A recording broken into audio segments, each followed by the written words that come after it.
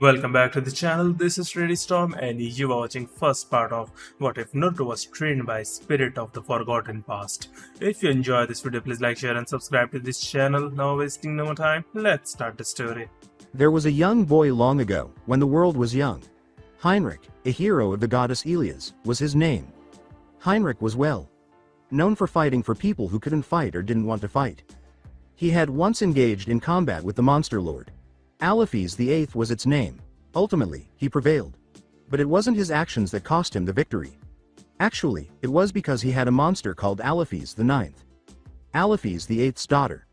Aliphes VIII was ultimately killed, and her daughter took her place. But their victory was fleeting.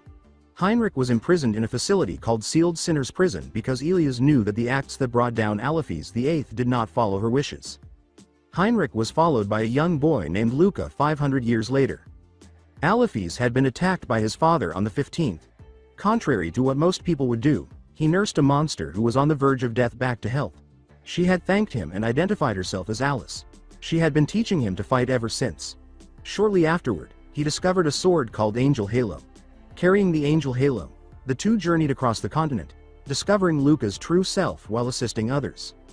Luca's beliefs and faith clashed almost every time. Before he eventually arrived at the location known as the Monster Lord's Castle, a lot of time had passed, numerous battles had been fought, and some friends had been formed.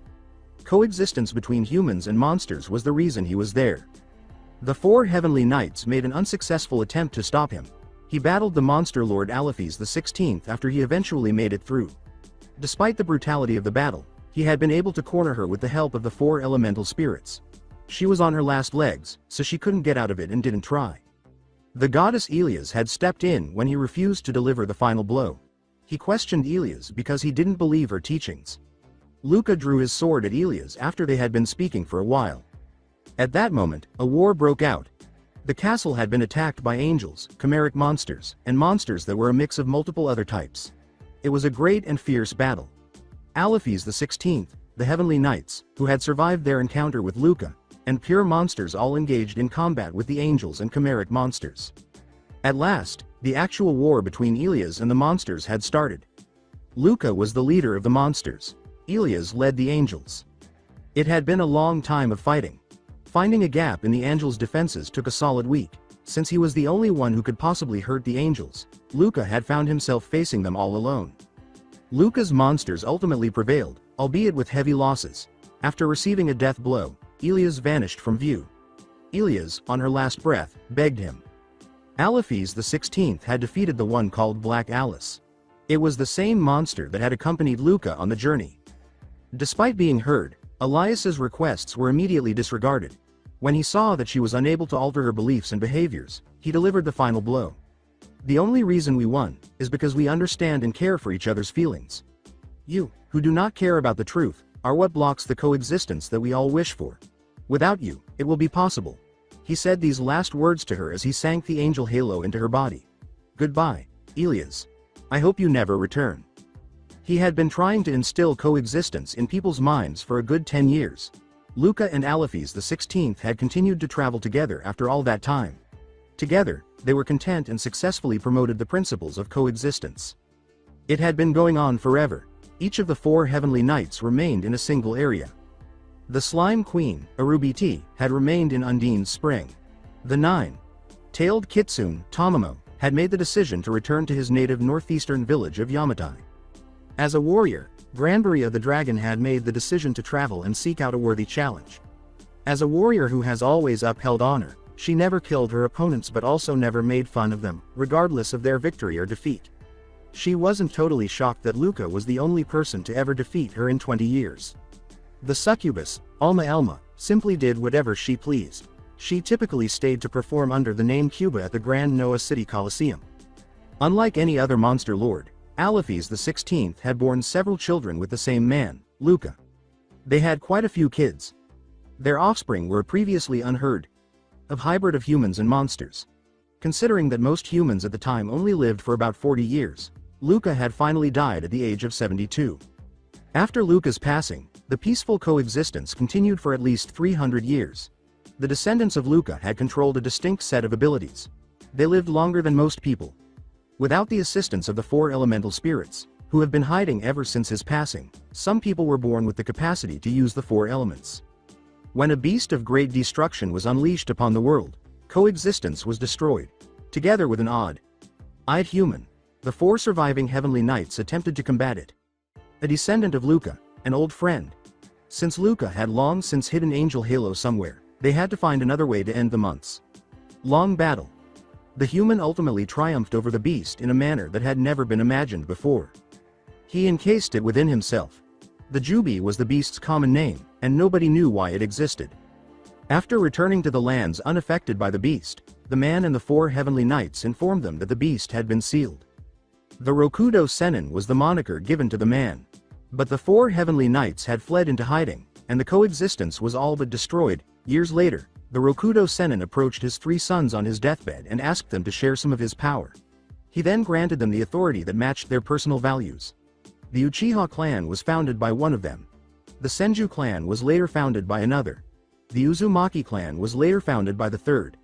Being the oldest of the three, the third also went off on his own. The hero Luca was the ancestor of a fourth clan, though. The only connection they had to the Rokudo Sennin was through Luca's offspring. Known as the Namikaze clan, this clan never really grew. For the most part, they were unknown until the Clan Wars era started. They had dealt other clans severe blows. They were also the most proficient, despite their small numbers. The clans descended from the Rokudo Sennin were far less so. Eventually, a number of villages were established. For the most part, the Namikaze had remained neutral, until the Second Great Shinobi War, which nearly led to their annihilation. Minato Namikaze is the sole survivor known to exist. He was brought to Konohagakure when he was a toddler. No one was aware of his power because his clan had not yet been discovered. He became a shinobi as an adult. On the other hand, he shared his ancestors' values. Instead of killing someone to solve a problem, he would prefer to discuss it. He led Konohagakure to victory in the Third Great Shinobi War. At that point, he was the Hokage, Konohagakure's leader. He married 2 years later. Their child was born without any knowledge of their ancestry, but that was not to be. Someone had attacked on the day the child was born. They had released the Kyuubi no Yoko and sent them to attack. Ultimately, the newborn baby had been sealed with the Kyuubi. What's the name of the baby? Uzumaki Naruto. The hero Luca, whose name is still unknown, was the ancestor of both his parents. And all this time, the Heavenly Knights have been hiding. The Dragon Queen Granberria, who has kept a secret from Iwagakure, had been clinging to what has been referred to as Earth Country. In order to prevent needless deaths, Granberria never participated in the wars. For a long time, she was the only monster that any human had ever heard of. Alma had made the decision to hide in what is now called Wind Country in the southwest. She was unknown to all living humans. Tamamo had made the decision to establish a hiding place in the Lightning Country Mountains. At that time, Kumogakure was constructed close by. They still hadn't noticed her. Arubi T had made the decision to remain in a cave that was connected to all of the continent's waterways. Even though she liked Luca's company, she had remained isolated from people from the beginning. But she had discovered someone else that she liked in general. Tobarama Senju was his name. She had given him a crazy amount of power over water, but only if he would keep her whereabouts a secret. He had consented, and he had always guarded the location where he had discovered her. Nearby, Konohagakure was established by the Uchiha and Senju clans. Soon, other clans joined in. Our story starts with Naruto Uzumaki, 5 years after the Kyuubi no Yoko forced attack and sealing. He had gone outside on his 5th birthday. The old man Hokage, as he called him, had just given him an apartment. But his joy would be short-lived. When a drunken villager saw him, he launched an assault using a ceramic sake bottle. Before long, a crowd had gathered and was pursuing him. He had discovered a lake after making it to the neighboring forest. Naruto Uzumaki had 3 whisker-like birthmarks on each cheek, golden blonde hair, and cerulean blue eyes. He was allegedly an orphan who never found out who his parents were. To recap, Naruto had stumbled over a tree root close to the lake. The inebriated villagers had begun beating him, leaving cuts, burns, scars, and more. At last, someone thought of forcing him to drown in the lake. They had thrown him into the lake after tying a particularly heavy rock to his ankle. The Anbu then showed up and dealt with the crowd. One of the Anbu jumped into the lake after the mob was subdued. Another went to tell the Hokage, and the remaining disposed of the bodies. A short time later, the Anbu was back up. No sign of him. Then the Hokage appeared. Undoubtedly, he was elderly, complete with wrinkles. He was dressed in red, trimmed white robes. The hat featured the kanji for fire on the front, but otherwise had the same colors. His voice was harsh as he asked them, "Anbu, where is he?" The Anbu wearing a snake mask stated, "As we were arriving, they had thrown Uzumaki-san into the lake." Kat went into the lake to find him. She wore a standard Anbu outfit and had purple hair. "Kat?" asked the Hokage. A katana was strapped to the back of the Anbu wearing a cat mask. Her hair was purple, too. Snake's hair was pulled back in a ponytail, while Kat's hair reached her mid-back. "Hokage Sama, there is no sign of Uzumaki-san in the lake. I could find no trace of him, and his chakra is gone. I managed to find a trail but it cuts off with nothing in the area. It's as if he is no longer in the area." His voice was harsh, but it was clear that he was in pain when he said, "People do not vanish into thin air, Kat. And he cannot use his chakra, much less suppress it. Therefore, if he was thrown down there, he would be found. The trail ends. Not with a chakra spike, but a cold end with no trace going anywhere. I will see if there is another lead down there, but..." The Hokage gave her a look. "Do it. He is down there somewhere. Find him, before it's too late." "Hi." Kat returned to the water and looked all over the lake. Kat was aware of what was happening. Naruto had left. Captured. Whoever had him was keeping their whereabouts a secret. She had no idea that this lake was sacred. Nor was Naruto in the lake anymore. Unknown cave. Unconscious, Naruto lay on the ground. There appeared to be a gelatin-based blue figure. The child was close to a small fire. The figure appeared to move like slime, had no skin, and was unmistakably female. She kept her eyes on the child she had saved from drowning. He had strange features, but she recognized him as an old friend. She had no idea why. She simply had a feeling about that friend. Undine, who appeared to resemble the figure, added that he looked like their friend. The smaller figure said, "Arubiti, this boy, he holds Luca's blood." "I see that, Undine. But that's not all. I sense Luca emanating from this boy. The last one to come here was of Luca's blood, but did not give me this feeling. I don't just feel Luca's blood in him, but rather, Luca himself." Arubiti, the bigger person, responded. Then Undine identified the boy. "Wait. Arubiti. This kid is a Jinchuriki." The slime took notice of this. A Jinchuriki? But that would mean... Before entering the boy's head, Undine said, "I'm not sure if it is him, but I can find out."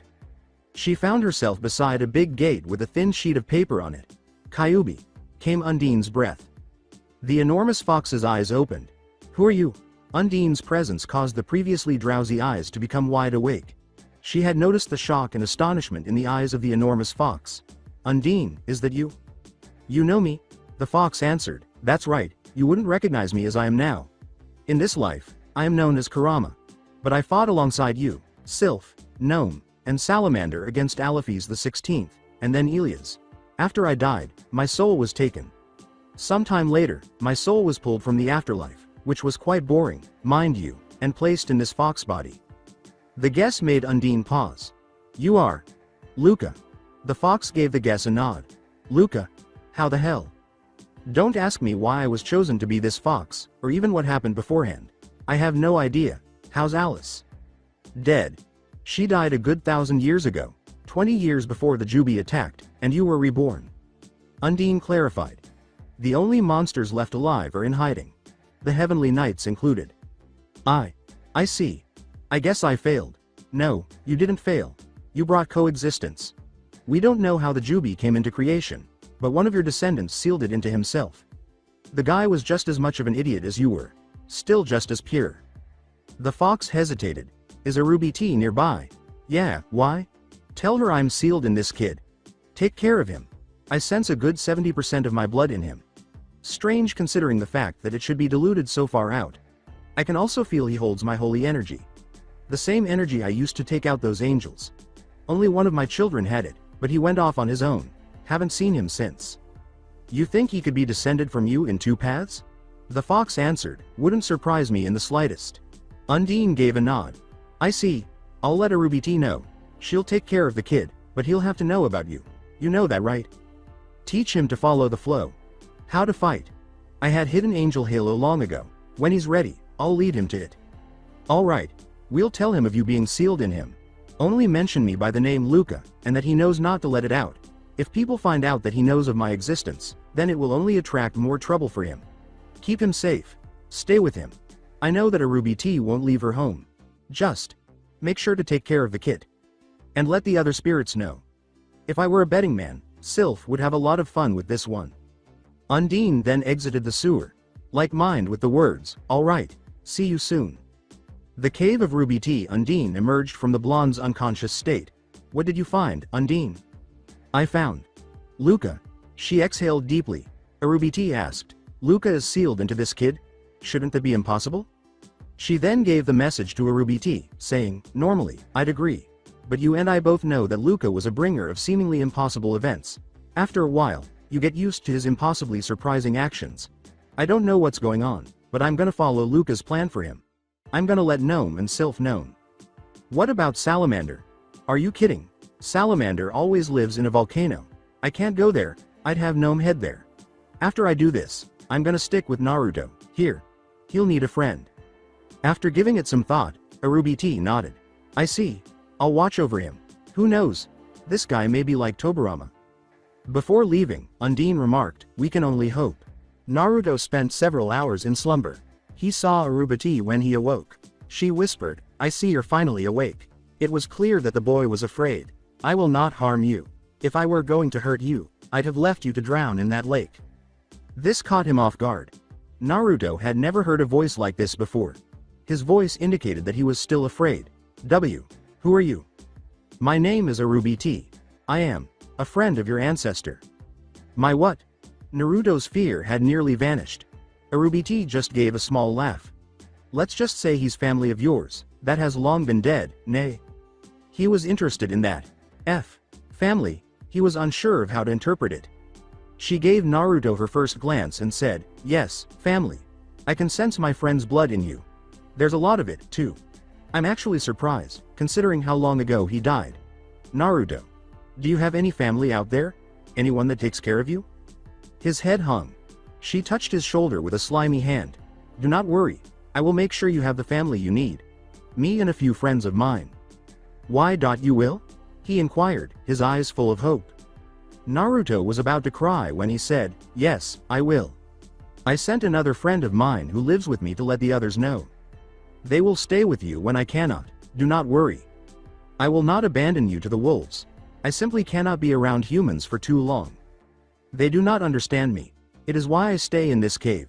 Humans simply do not see me, just like the villagers do not see you. We are alike, in many ways. I can see what you want. You want to prove yourself. You want to have a family. You, who has nothing to lose. You have everything to prove. I am willing to help you, train you, raise you. My friends will help, as well. We are all friends of your ancestor. I only have one condition. Something I want you to do in return." Now he was interested. With his voice indicating the change, he asked, "What is it?" With all sense of fear gone. "I simply do not wish to be found by other humans. They do not understand me. They never did. The last one to see me, you would know him as the Nidaime Hokage. He kept his word, and even helped protect my home, by building the village nearby. I helped him out, and I wish to help you as well. I still do not wish to be found. That is the only thing I ask of you. You'll leave me alone if I don't. My friends will not, but I might. I don't like the humans out there. Those who do not try to understand. You and I are in the same boat. I want to be with you, but I don't want to be with them. They spit on Tobirama's grave. Either way, you are welcome to stay until you are fully healed. I would prefer that actually." After giving it some thought, Naruto nodded. "Okay, I won't tell anyone about you." A Ruby T smiled a little. She placed him on a bed of her own slime that separated from her body and said, "Thank you. I'll make sure you have a family. You have a friend in me. Always remember that. For now, rest. I'll find some food for you. Remember, I'll be there for you when you need it." When he fell asleep, she left the cave. Before preparing them the way Luca used to, she found a few decent meals at least for Humana and brought them. Despite her desire to avoid fires, she had long been immune to them. She gave him the fish she had been preparing when he awoke. Naruto nodded and began to eat the food that was placed in front of him. "Eat up. My friends are not here yet, which is not surprising, I guess. Do not worry.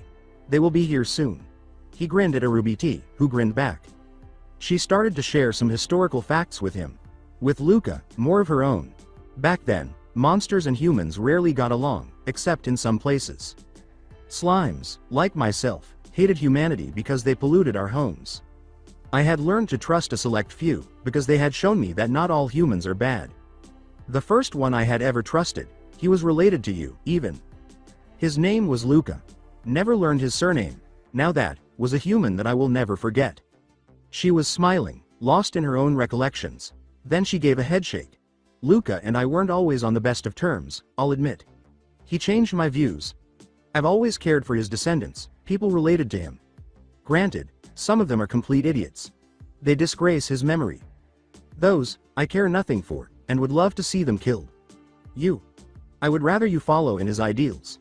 They were for peace. I have been watching most of his descendants, for they all lived around here. Can you tell me about Luca? Gigi? Of course. Arubiti began discussing Luca, his values, his actions, his best friends, the things he needed to do to accomplish his objectives, and everything else. Luca is the greatest man I have ever met.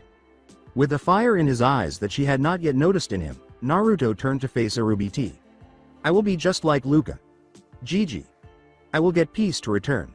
I promise you that. Arubiti's gaze expanded. That voice. The emotions that underlie it. It's like. She grinned. Luca. He is not merely your descendant or host.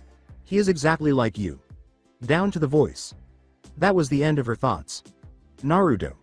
Hold to your word on that. I will be waiting for the time I finally come out of here and not fear for my life. Naruto gave a nod. When Undine returned, they were still discussing unrelated topics.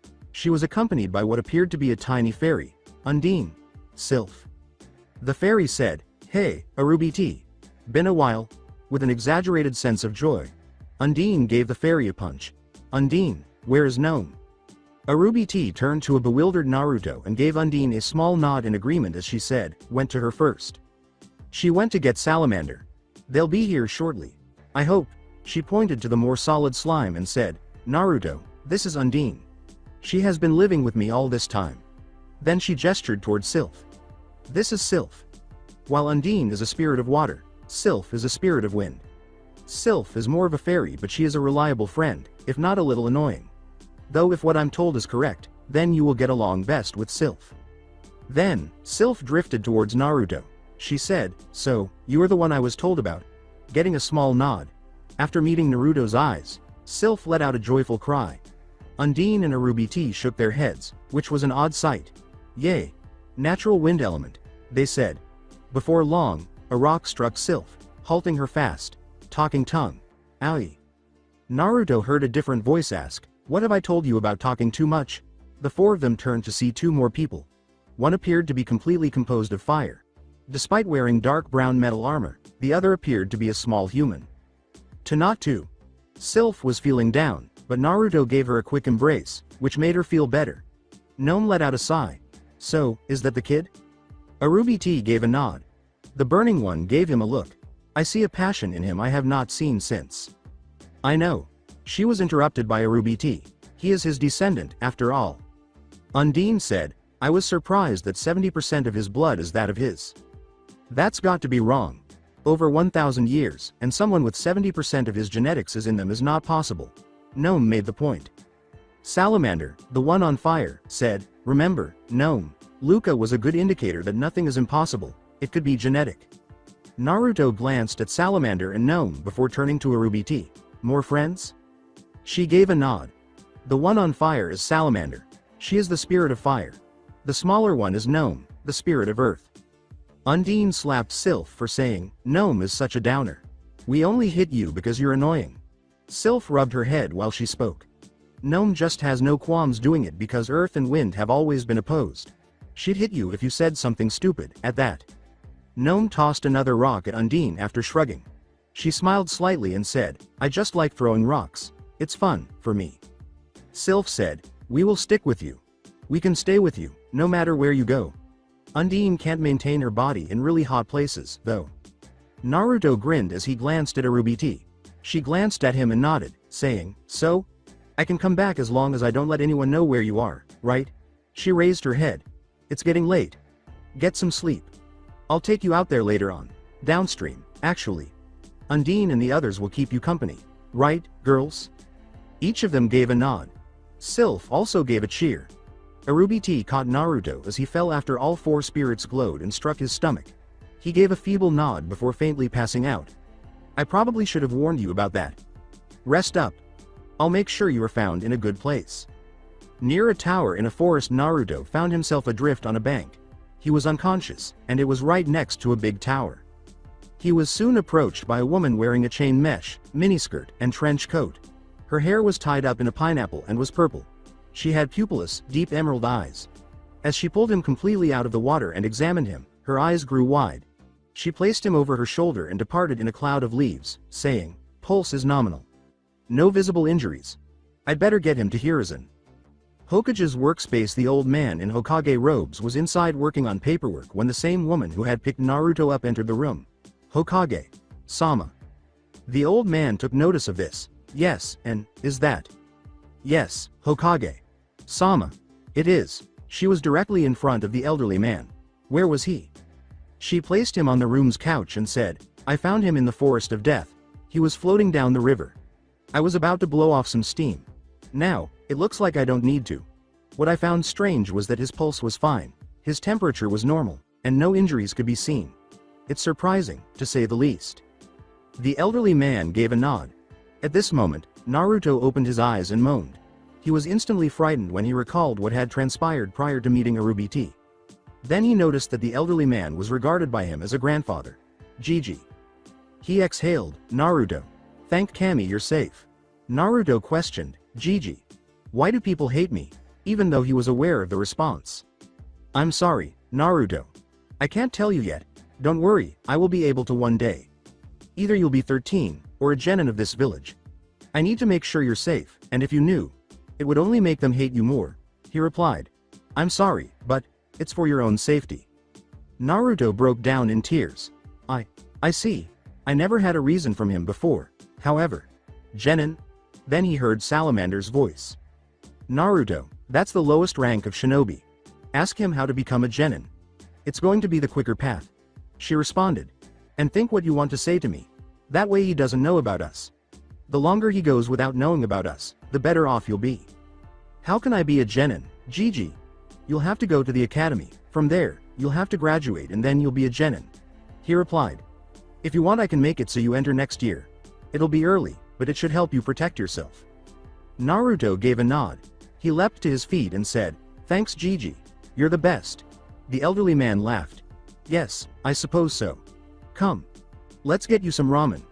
You look like you need a pick-me-up." The intended response was obtained. Naruto let out a joyful shout, "Ramen." Gnome glanced at Undine in his imagination. "He's as bad as Tamamo with thin, fried tofu." Undine answered, "Something tells me he isn't that bad." After a few minutes, in some way, Undine, Gnome, and Salamander had a drop of sweat. Sylph was merely encouraging him. Undine remarked, "All right, it's not as horrible as Tamamo."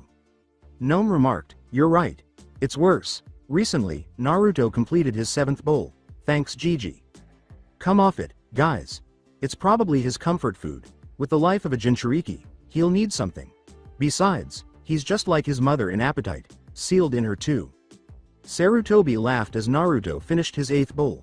"You're quite welcome. I'll do what I can to get you in the academy. Okay. Okay.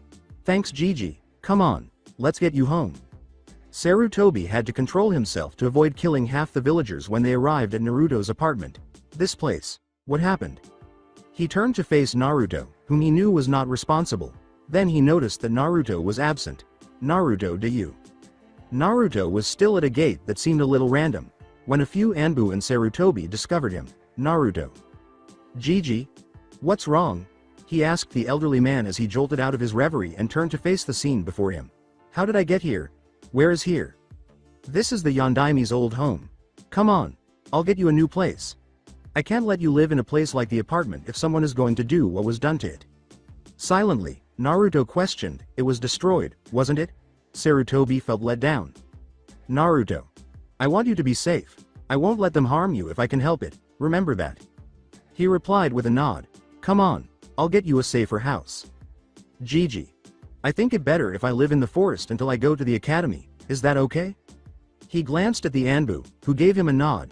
Naruto nodded and fled into the surrounding woods, saying, I'll try to make sure they don't find you. Just, make sure you're okay, alright?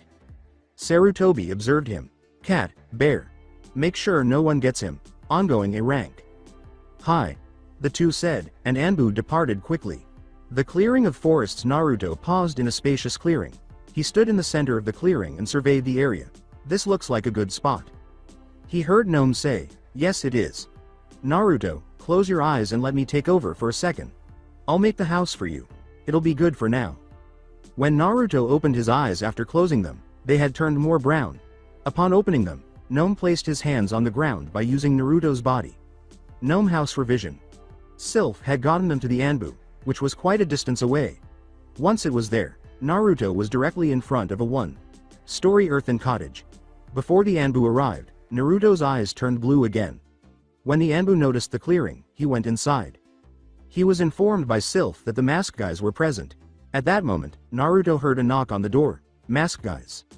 After giving a nod, Naruto opened the door. Astonished, the Anbu said, Gigi want you to watch me. But it didn't happen. They gave a nod and disappeared. After shutting the door, Naruto began scanning the area. It had the essentials, a small table, and one bed, a tiny one. Even a tiny fireplace and a couple of chairs. Thank you, Gnome. No problem. Now come on. Undine has got a few lessons for you. She'll be first, instead of Sylph. The Gnome replied. Huh? Why? As all four of them materialized in his vision, Naruto questioned them. Whether you like it or not, Undine has some skills you'll need, acknowledged Sylph. You may be a natural wind element, meaning me, but that just means skills I know will be a lot easier to learn. Undine has the things you'll need to know first. Undine said, although you may be annoying, at least you know when something's needed. Crossing her arms, Sylph said, doesn't mean I like it, though. That made Naruto chuckle. He said out loud, okay. Where do I start? Undine said, talk in your mind. Remember those Anbu are still out there. Naruto was scanning his surroundings. He saw Undine blink at that. I know, but that is something that they would think I'm just talking to myself, and not anyone else. Salamander said, you know, he's got a point. That saying is always used when at a new place, or something new is learned. People can't always tell the difference. After that, Undine instructed Naruto to find the flow around him by sitting down and closing his eyes. It was not easy because of Sylph's remarks. Gnome simply gave her another slap. Gnome. Gnome said, shut up. He's trying to get the serene mind. But ease of the wind. Not water. Then Salamander struck her. Sylph, he needs this the most. The serene mind helps all shinobi. They never take it all the way, and only half-ass the state. Undine has to teach him how to access the full serene mind. It's the most important part of what we can teach a shinobi. We'll also be able to train him to use a sword, and teach him the techniques that Luca used. He'll need this the most. Ah. After Naruto laughed, Undine slapped him. Focus on the flow. Chuckling was stopped by Naruto.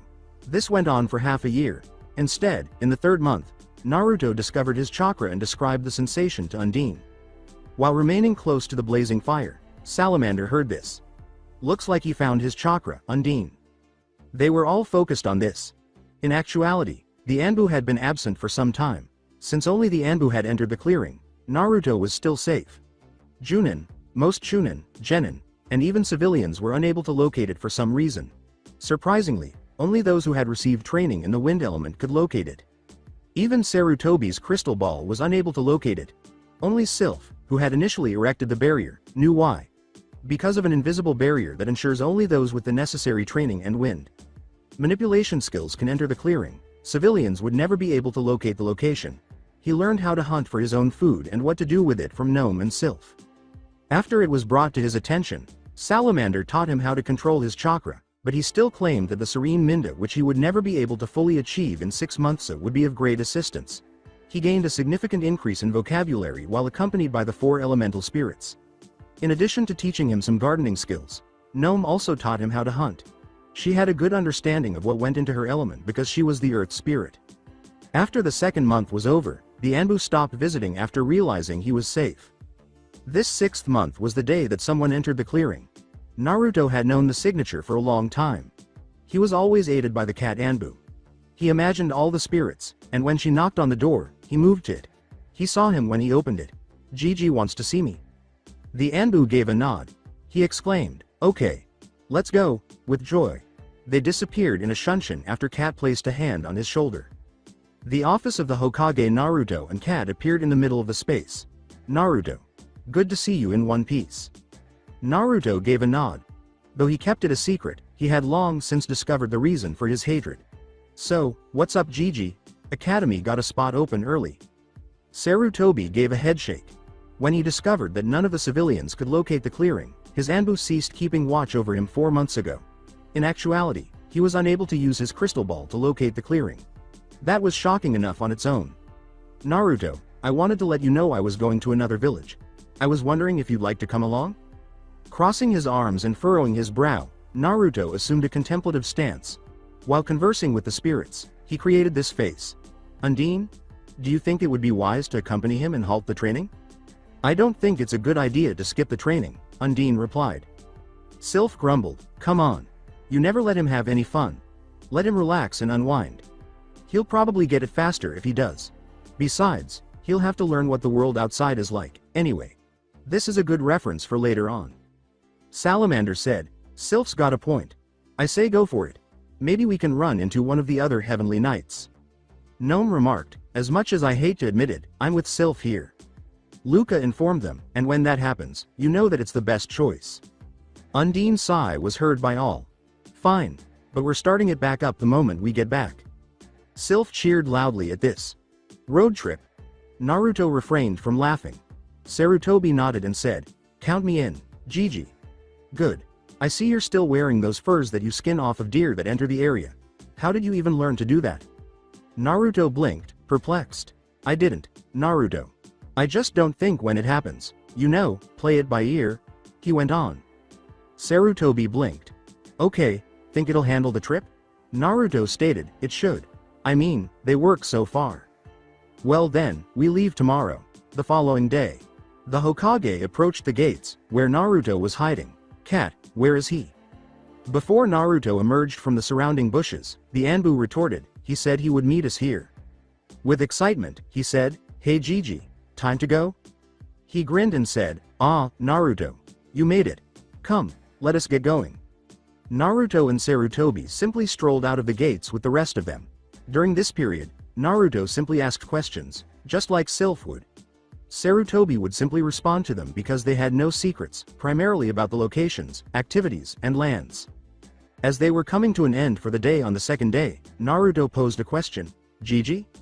Naruto, you've asked a lot of questions so far. Perhaps you should ask fewer questions on this trip." Naruto's voice was much lower than usual as he said, "I know, but this one has me more confused than the rest." Sarutobi was a little concerned about this. "Naruto, what's wrong?" The most crucial question Naruto had wanted to ask was, "What's a Heavenly Knight?"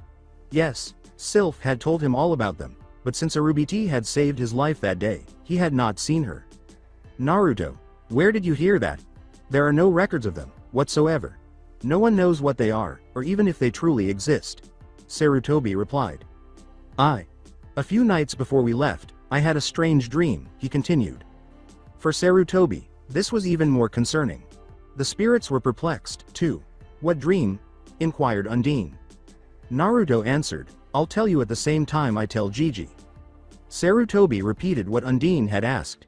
"Well, in it, I was a kid named Luca, trying to bring. I think it was called company existence. I don't know. I was trying to bring humans and monsters together, and some guys calling themselves the Four Heavenly Knights were in my way. Something about bringing terror to humans, or something. Never saw them, but I woke up after finding a spring which sucked me in. I found myself in my bed, as if nothing had changed. I was wondering what these Heavenly Knights were." Sarutobi let out a sigh. It wasn't meeting the Kyuubi, at least. The mighty hero, whose name had been forgotten, was the next story he told. He had faced the fabled Monster Lord, fought the Four Heavenly Knights, and acquired their abilities. The names have been lost to time, but it is said that all of them are dead, or simply hiding. The Heavenly Knights were seen as evil, but some saw their actions as good for the world. I'm sorry, but that's all that I know. It's an age-old legend. I can barely remember it myself. Sounds like Luca's trip in the Noah region, mostly. The gnome replied. The spring was Undine's home at the time. Naruto inquired, is it written down anywhere? To my knowledge, no, but there probably is one written version somewhere. Sarutobi acknowledged. Get some rest, Naruto. We move out into the desert soon, and you'll need it. Salamander remarked, desert huh? Looks like it's my kind of place. Undine noted, I'll be silent until night, I hope you know that. I understand, Undine said. In addition, the majority of my questions have now been addressed. What about Sal? Is there a way to make me more resistant to extreme heat? Been working on it all this time. You can handle the desert heat a lot better than most your age. With his back to a tree, Naruto sat down and nodded in his head as though he were preparing for the serene mind.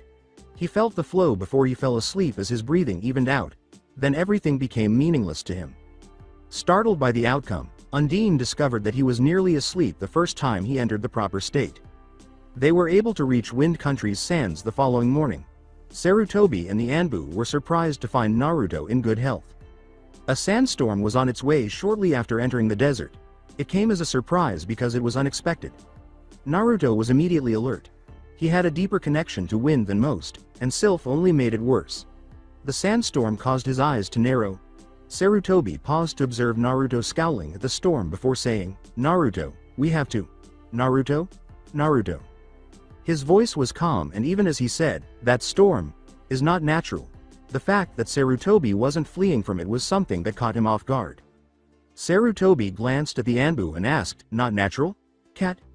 I'm not sensing any chakra usage in the area. Then Sylph said something. I know who it is. Didn't think she'd be in this area, though. Sylph. Yup. It's Alma. Naruto's eyes grew wide. Would she possibly leave us alone? Not likely. Unless. Naruto, have the Hokage use henge on you. I'm sending you what you need to look like. It may get her to stop the sandstorm. Luca replied. Gigi, can you use a henge on me? I've got something in mind, but. If that's not natural, someone's coming to harm us. Naruto shot back, if I'm right, the form may be able to stop it. Despite his surprise, Sarutobi went ahead and did it. Naruto changed from having blue eyes and blonde hair to having dark blue eyes and light blue hair. He was a full 6 feet 3 inches, with light armor on his torso, mostly leather, and what appeared to be a purple double helix sword. Luca intervened and made it an actual transformation. It began to thin out as the sandstorm approached, and when it was completely thinned out, a woman with dark purple hair wearing a skimpy outfit and bat wings emerging from the back said, You. Pointing to Naruto, you look like an old friend of mine. However, he passed away a long time ago. What's your name? She spoke in a slightly sensual tone, but her only emotion was curiosity. Naruto was unable to respond. This is, oh. Her eyes widened, and she said, Wait, you're in an illusion. Why are you? You're where? She glanced around. Then Naruto let go of the henge by himself. Sylph? Sylph used Naruto to channel her power, attracting Alma's attention again. You? Why do you possess Sylph's strength? I'm not sure, he said. Who are you? Where are my manners, I wonder? My name is Alma Elma, the girl said. What brings you here? This is where I live, been for years. What about the sandstorm? As soon as I saw it, I knew it wasn't natural, Naruto questioned. Alma turned to face Naruto and said, You have been receiving instruction from Sylph, have you not? The winds are much happier with you than the last one I know had Sylph with them. She appeared to be lost in recollections, and Naruto shook his head as Sylph's power diminished. Unfortunately, his family didn't take up his values. At least some of it. They were overconfident. Old Luca would feel embarrassed by his family's actions. Both Naruto and Sarutobi took notice of this. Naruto, you do understand that we have a limited amount of time, don't you? We must move forward. I would really like to know how you are related to this Luca, including that dream you had. Alma took notice of this. Are you dreaming about Luca? He was alive a long time ago, she said, curious. Dead for ages. Do you mind if I join you? Perhaps I can learn for myself. I had known Luca for a long time. I might be able to fill in some gaps. Sarutobi was cautious, but Naruto grinned and nodded, saying, Okay, you might be able to identify those heavenly knights for me. You're curious about the previous group before we went into hiding years ago, aren't you? I suppose I can tell you about us, she said. They began to walk, and Naruto followed Alma, with Sarutobi watching her closely as they conversed. Naruto had no qualms about asking strange questions about places he had never heard of, and Alma had been talking about them in great detail, as if she were there. The Heavenly Knights had long since gone into hiding. Granbaria had turned into a traveler, though she usually stayed in Earth Country, and she was the group's honorable warrior. Tamamo had hidden herself in the northeastern mountains, and Sarutobi realized she was in Lightning Country. There are many physical similarities between Tamamo and the Kyuubi no Yoko. However, the similarities really stopped there. Despite his occasional recklessness, Tamamo had a very good heart. Long before Luca appeared, she favored coexistence. Kumogakure was apparently constructed close to Yamatai village. In Undine's spring, a ruby tea entered her house. All I know is that Fire Country is where the spring is. And then me. Deserts are where I stay. Spacious areas with no one to harm in the crossfire. A wind element like me can accomplish a lot here without worrying. I enjoy being here. Pardon me, Sarutobi said, you mentioned that this Undine's spring is located in Fire Country? She said, Undine is a water spirit. A lake can remain pure just by her presence. She dislikes the desert, which is why I haven't seen her in a long time. I suppose it comes with being a water spirit. If a Ruby Tea and Undine were together, I wouldn't be shocked. Sylph is the spirit of wind, she said, glancing at Naruto. You need to have an abnormally high wind alignment for her to stay with you. I could assist, but I no longer perform well in crowds of people. With a sorrowful nod, Naruto asked, what about the other spirits? Are there not four, after all? The spirit of water is Undine. Fire is the spirit of Salamander. When I last checked, she was staying at Whirlpool Island, which is a volcano. She looked after one of Luca's heirs' clans. The Uzumaki clan was the name of the clan. Sarutobi was unaware of this. Uzumaki clan? My name is Naruto Uzumaki, Naruto inquired. You'd have to go to Salamander's house to see for sure, Naruto, Alma said with a laugh and a nose flick. Salamander is intimately familiar with the Uzumaki clan blood. She will be able to tell you with certainty. Sal. You are. Luca confessed, your mother's side, I'll admit. I understand. Gigi. Akashina Uzumaki perished in the Kyuubi attack, but you were an orphan. We only found her head, but we couldn't figure out why. It's anybody's guess if that was your mother, Sarutobi said, adding that her body was never found. She was among the Uzumaki clan's last surviving members. But her name was given to you at random. I was unable to tell you with certainty. Thanks, Gigi, Naruto said, nodding, retaining the information for later. I at least know what my mother looks like now. You know, there are 3 known clans descended from Luca, Alma said with a laugh. The clans were founded by his descendants. Which clans? Naruto inquired. According to what I understand, the Uchiha and Senju clans are descended from the same person's younger 2 sons. The elder of the 2 broke away from the others and founded the Uzumaki clan. Only 2 of Luca's 3 children went on to form clans. The 3 clans weren't formed until several centuries later. The father of all 3 clans was referred to by everyone as the Rokudo Sennin.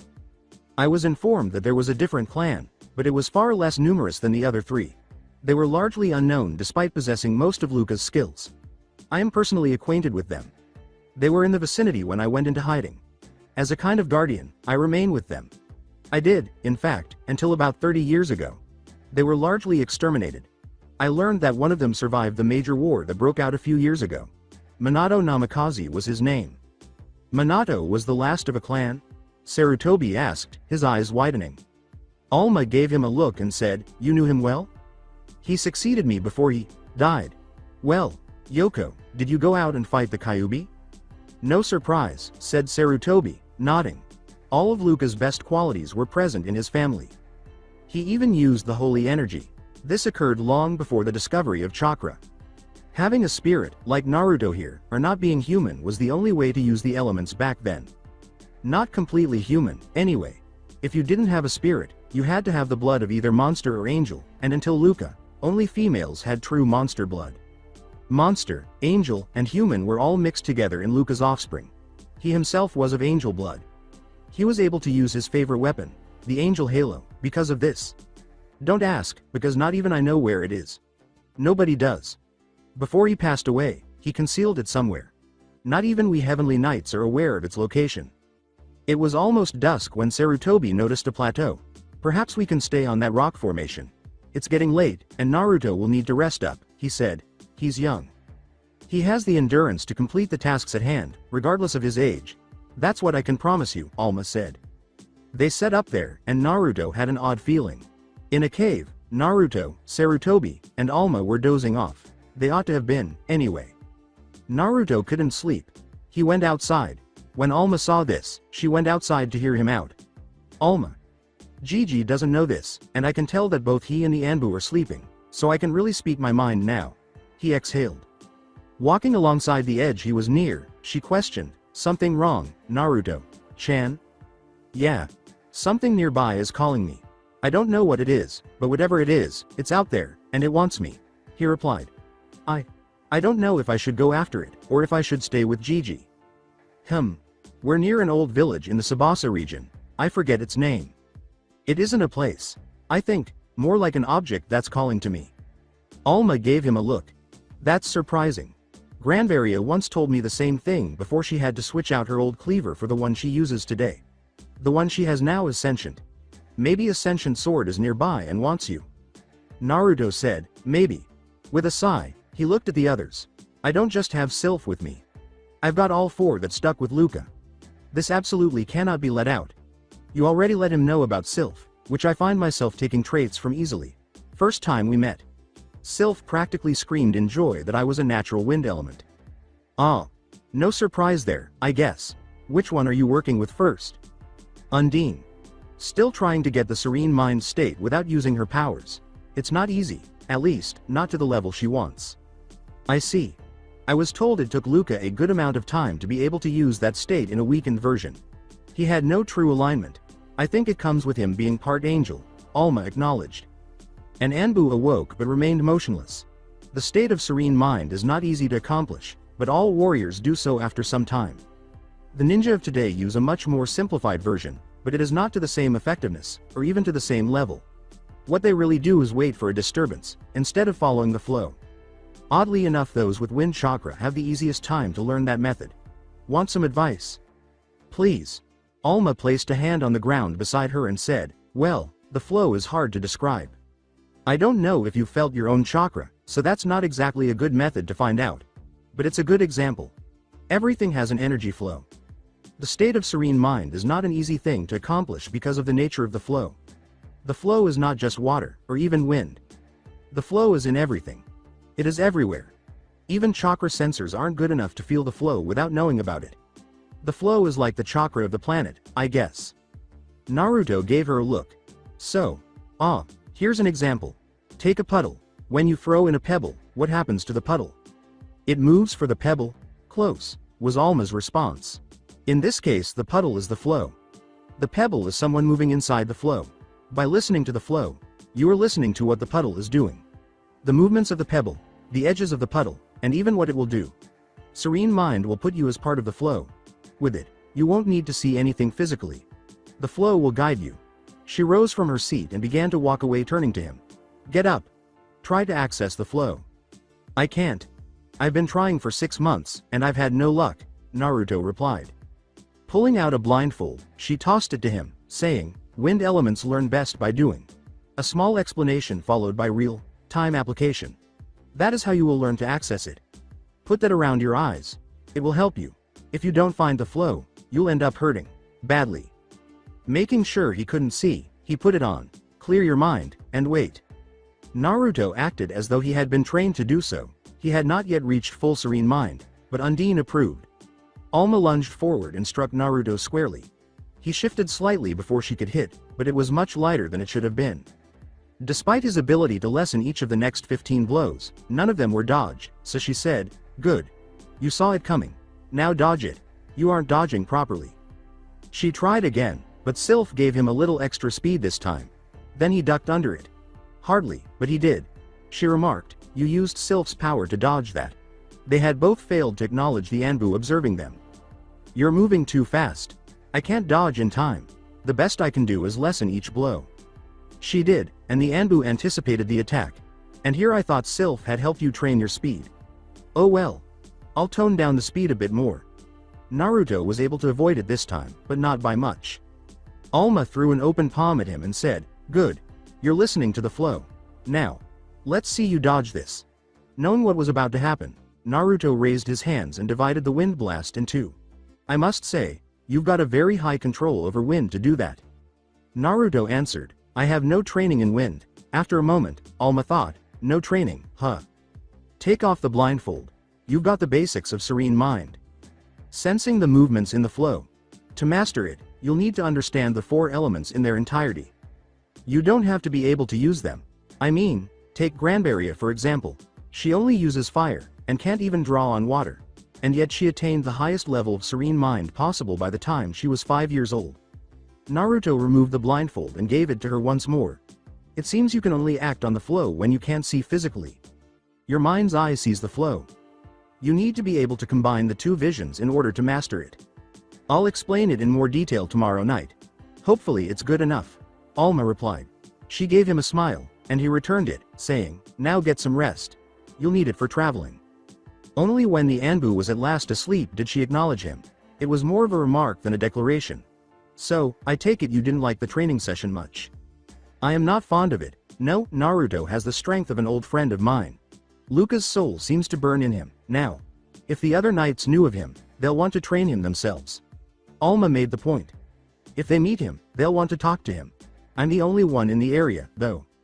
The Anbu declared, "He is Konohagakure's responsibility, not yours. Then know this. One day, he'll need proper training in Sylph's abilities. I can sense he is a Jinchuriki, as well." The Anbu groaned. "I have nothing against Jinchuriki, until they go on murdering rampages. Then I have a problem, and only then. He has a strong will." "And how do you know he won't?" "Because I can sense Luca's blood in him. It's in the highest quantity I've seen in a long time. He'll need to learn to control. He's also got the will Luca had. I believe you would call it the will of fire. His will is. Actually, I think it's higher than even Luca's was. He has a will that will not be deterred by even a goddess. Luca's wouldn't either. I should know. I helped him fight one." The legend of the fall of Ilias. Some points are embellished, I'll admit. For example, they say the hero is a grown man. That's wrong. Luca was nowhere near a man in form. Alma brought this up. Luca is the hero in the legend. The Rokudo Sennin was a descendant. I have met the founders of the Uchiha, Senju and Uzumaki clans. Uzumaki was the oldest, Senju the middle, Uchiha the youngest. If Naruto is a true Uzumaki clan member, he would effectively be able to override most of the points that the Uchiha and Senju clans bring to the table. If you find a Namikaze, and it is not Naruto, then they would be able to override even his decision, if he were an Uzumaki. Luca's eldest son formed the Namikaze clan, and kept to themselves all this time. They were actually the best in wind manipulation, doesn't matter where you were. They had retained Sylph's power from Luca, along with the holy energy in him. I may not be able to sense holy energy. If someone has Angel Halo, and can use it, then they are of the Namikaze clan. But since even I don't know where it is, I can't prove it. Only a Namikaze would be able to use it these days." Alma sighed. Luca was barely 8 years old when he started his journey. He was 10 years old when Ilias was taken down. The home of Minato Namikaze, and his clan. Where is it? Alma attempted to fall asleep while seated. "It's not far from here, but for now, it's a ruin that is meant to stay abandoned. You understand?" she said. She gave a small smile. "But Naruto has a great destiny. I can feel it. Make sure he is trained well in all aspects. He'll need it. Fuinjutsu will help especially." She then went to sleep. It was stored for later use by the Anbu. The afternoon after that, Alma, Naruto, and Sarutobi saw the Sanagakure village. Alma had slightly altered her shape, primarily concealing her wings and non-human characteristics. "If you're going in there, I might as well keep Naruto company while you do your business," Sarutobi-san. Sarutobi gave that a nod. "Make sure he doesn't die. If he does, I'm blaming you. And you'd have every right to." Alma, disguised as a human, accompanied Naruto as they entered the village. They entered a store that sold musical instruments. "Alma, why are we here?" Alma was examining a rather costly ocarina. "Naruto, it would be very helpful if you learned to play a woodwind instrument. There are times I feel down, and I play mine." She took out her flute. "Mine is the flute. A natural wind such as yourself will enjoy playing them in your spare time. It also cuts down on the possible trouble you'll get into." Naruto surveyed his surroundings. What classifies as a woodwind? She showed him several of them. This is a flute, as you can see. They're a lot more common these days. I don't think you'll be much of a flute player, to be honest. Then Naruto noticed something else. It was an ocarina in the traditional sense. The color was forest green. It wasn't like the others. What is this one? Alma gave it a look. She glanced at Naruto and said, an ocarina. A forest one at that. He glanced at her and noticed her smile. Naruto.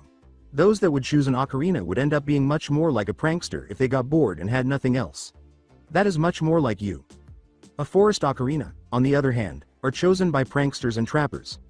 You'll really benefit from Fuinjutsu with this as your choice. A worker approached them. Can I help you with something? Alma gave him a look. She pointed to the forest ocarina that Naruto had mentioned, saying, yes. Saban. How much is this ocarina? Surprised, he asked, that one? You know, most seem to avoid that ocarina like the plaque.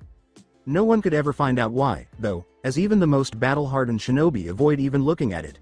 Honestly, it even gives me the creeps. Naruto connected with it. He sensed it as soon as it was placed in his hands. He held his hair for a few seconds, causing it to whip around. He grinned. It's perfect. Alma gave a nod. We'll buy it.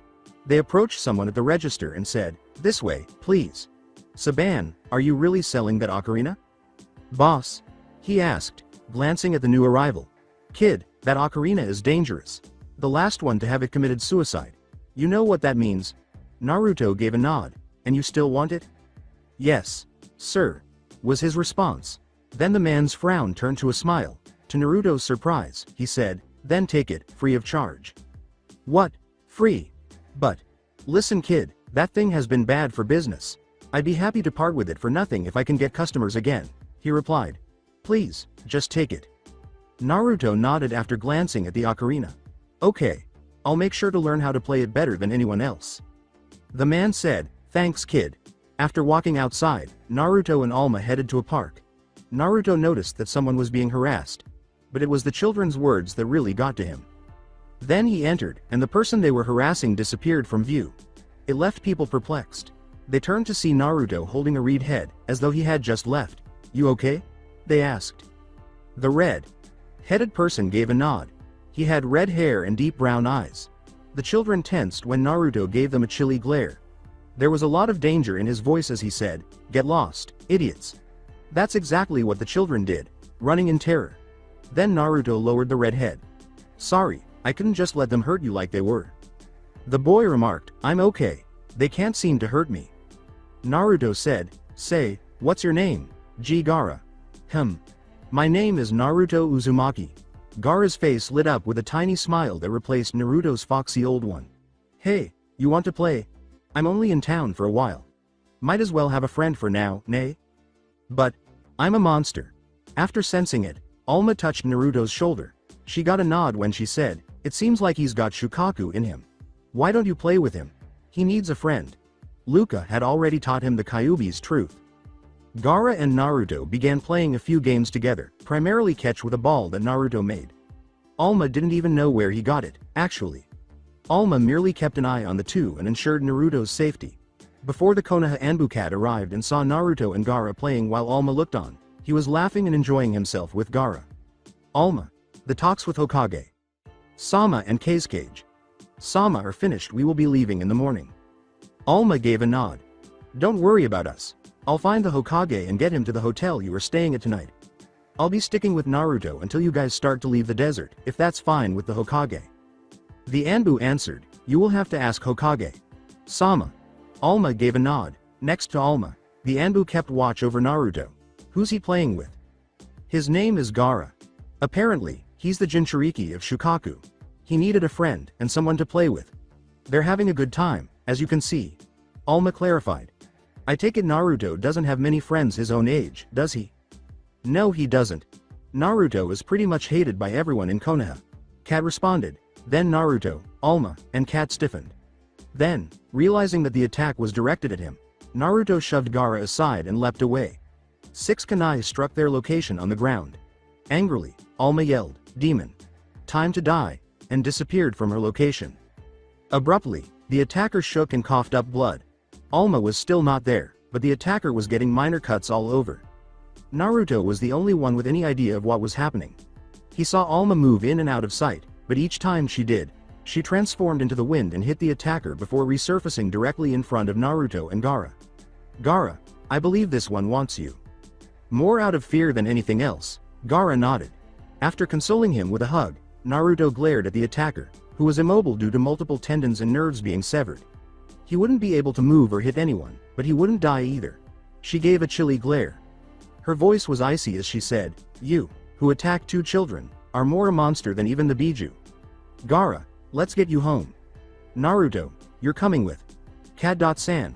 I will meet you at the hotel with Naruto soon." Cat sunshined out and nodded. Naruto and Gaara were led away from the attacker by Alma. When they arrived at the Cage's home, Gaara entered. "Hope to see you tomorrow?" Alma said, "We leave tomorrow, Gaara." Then Naruto had a thought. "If you're ever in Konohagakure, look me up. We'll have some fun." "Okay. I'll do that." After walking to the hotel Sarutobi was at, Naruto and Alma entered. After obtaining the room number, Alma said, "We're the Hokage's tag-alongs."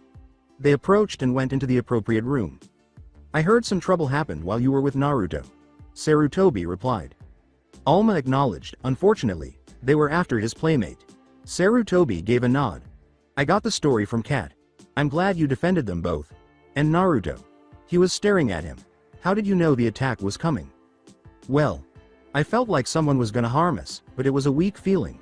I figured that it was for Gaara and pushed him out of the way before jumping away myself. Good thing too. He was after Gaara's life, not mine. I managed to protect them both. Luca would have done the same thing. He won't die, but he won't be able to move for a while. A long while. For hurting a Konohagakure delegate, Suna would be blamed. I believe that would normally be cause for war?" Sarutobi said, "That it would. You did good. No deaths, only disabling strikes, because a Konoha delegate would be harmed in the process. If he had hurt Naruto, then the talks would prove to be more harm than good." Alma gave a nod.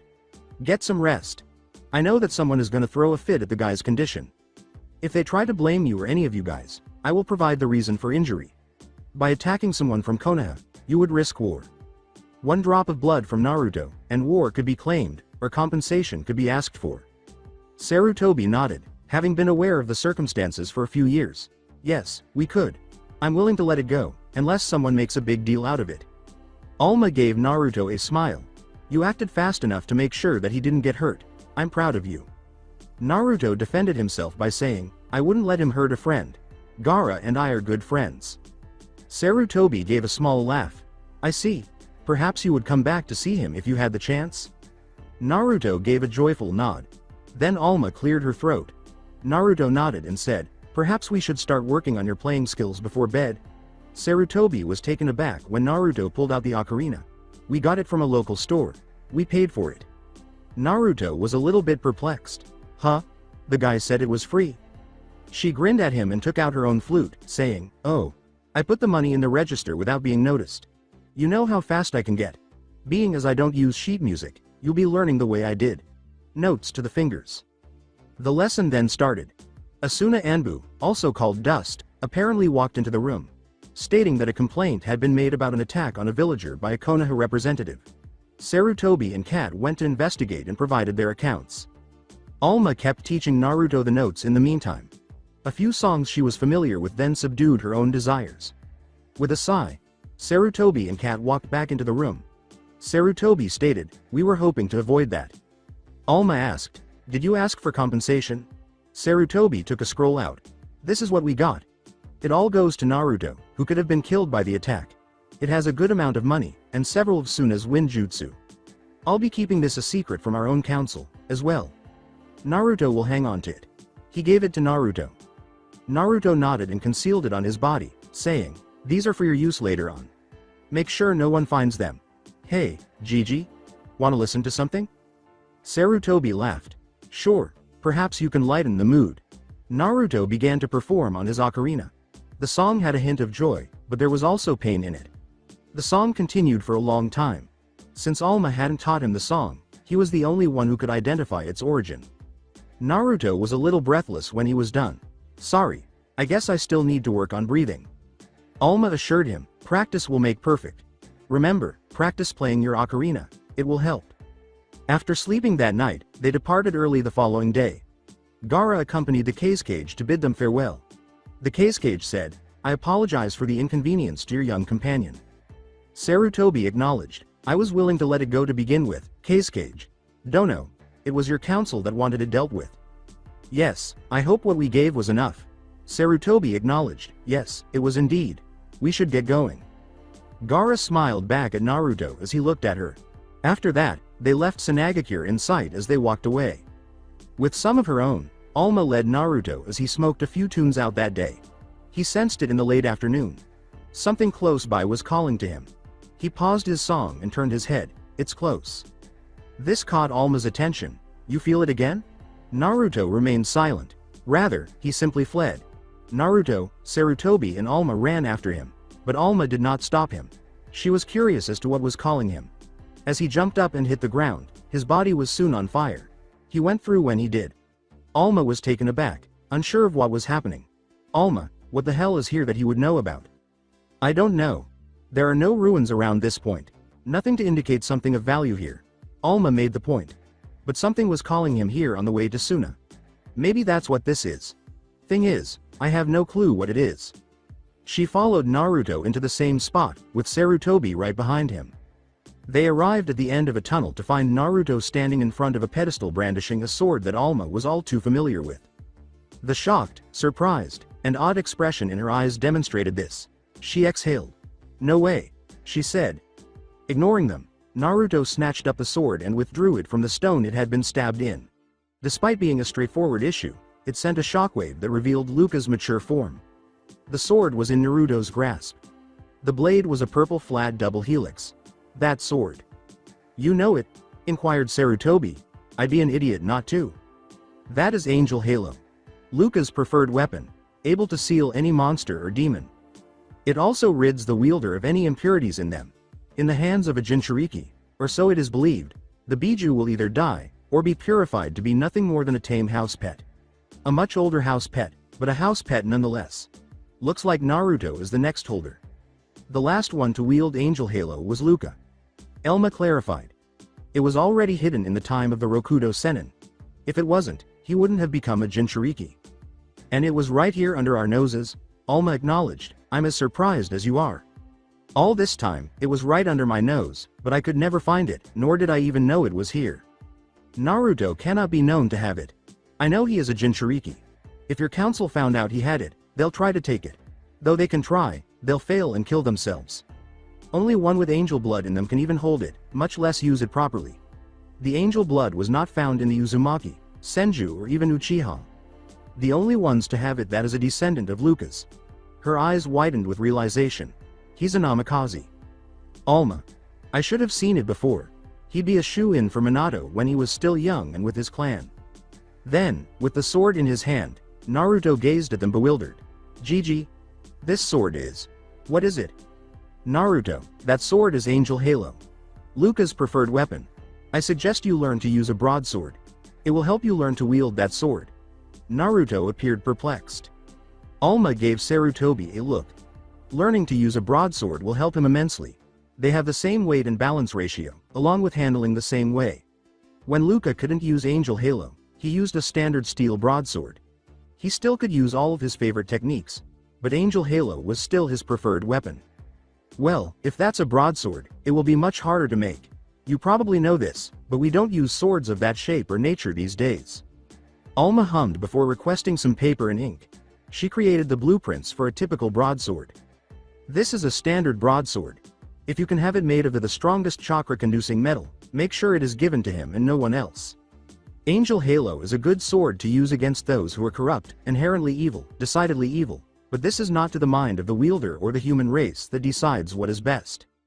It is the sword itself that decides. An out-of-control demon. Sealed. If the sword does not deem a reason to seal, it will kill." Alma clarified. "The only one I know could teach him to use a broadsword is Granbaria, but I couldn't tell you where she is. She wanders all the time. Anyone else you'd either find in Kumo or Kiri.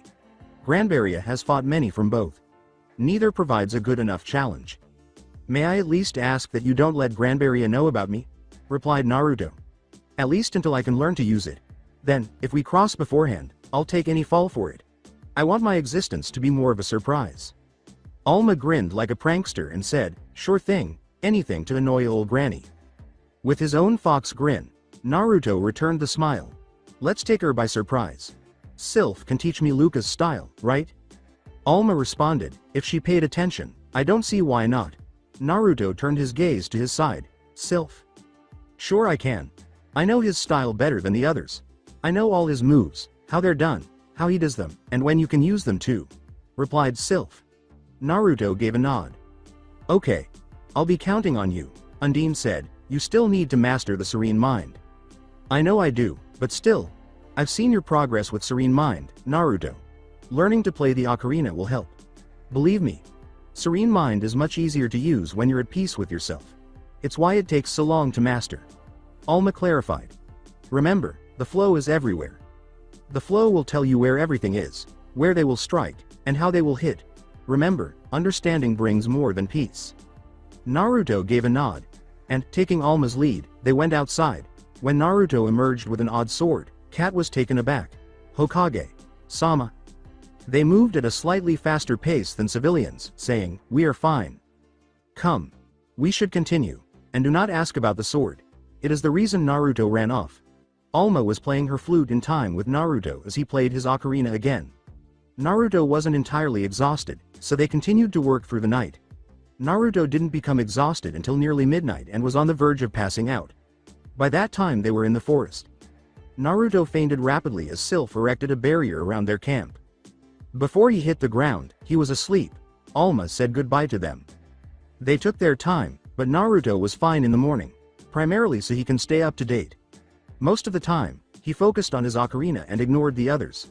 Then Sarutobi gave the Anbu the signal to attack Naruto with a blunted shuriken. After giving a small nod, the Anbu took one out and threw it at Naruto, who cocked his head slightly, causing it to miss. He played without pausing or missing a single note. Sarutobi grinned while he pondered. Alma was correct. He didn't avoid it before or after, but just when he needed to. That's excellent. Excellent. It's definitely helpful, but I'm not sure if that's the Serene Mind she spoke of.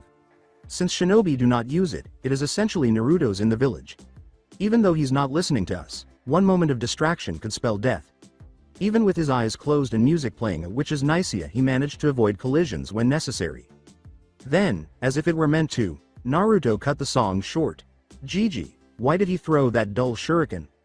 Sarutobi grinned even more broadly. He even knew it was blunted, checking to see if Alma was correct.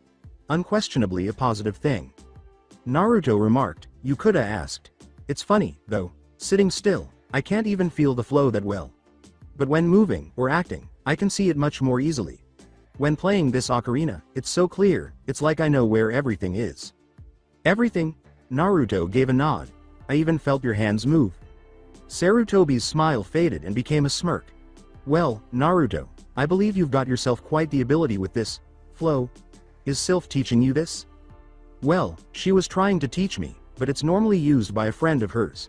It's not really easy, and she says it would help me if I wanted to become a shinobi.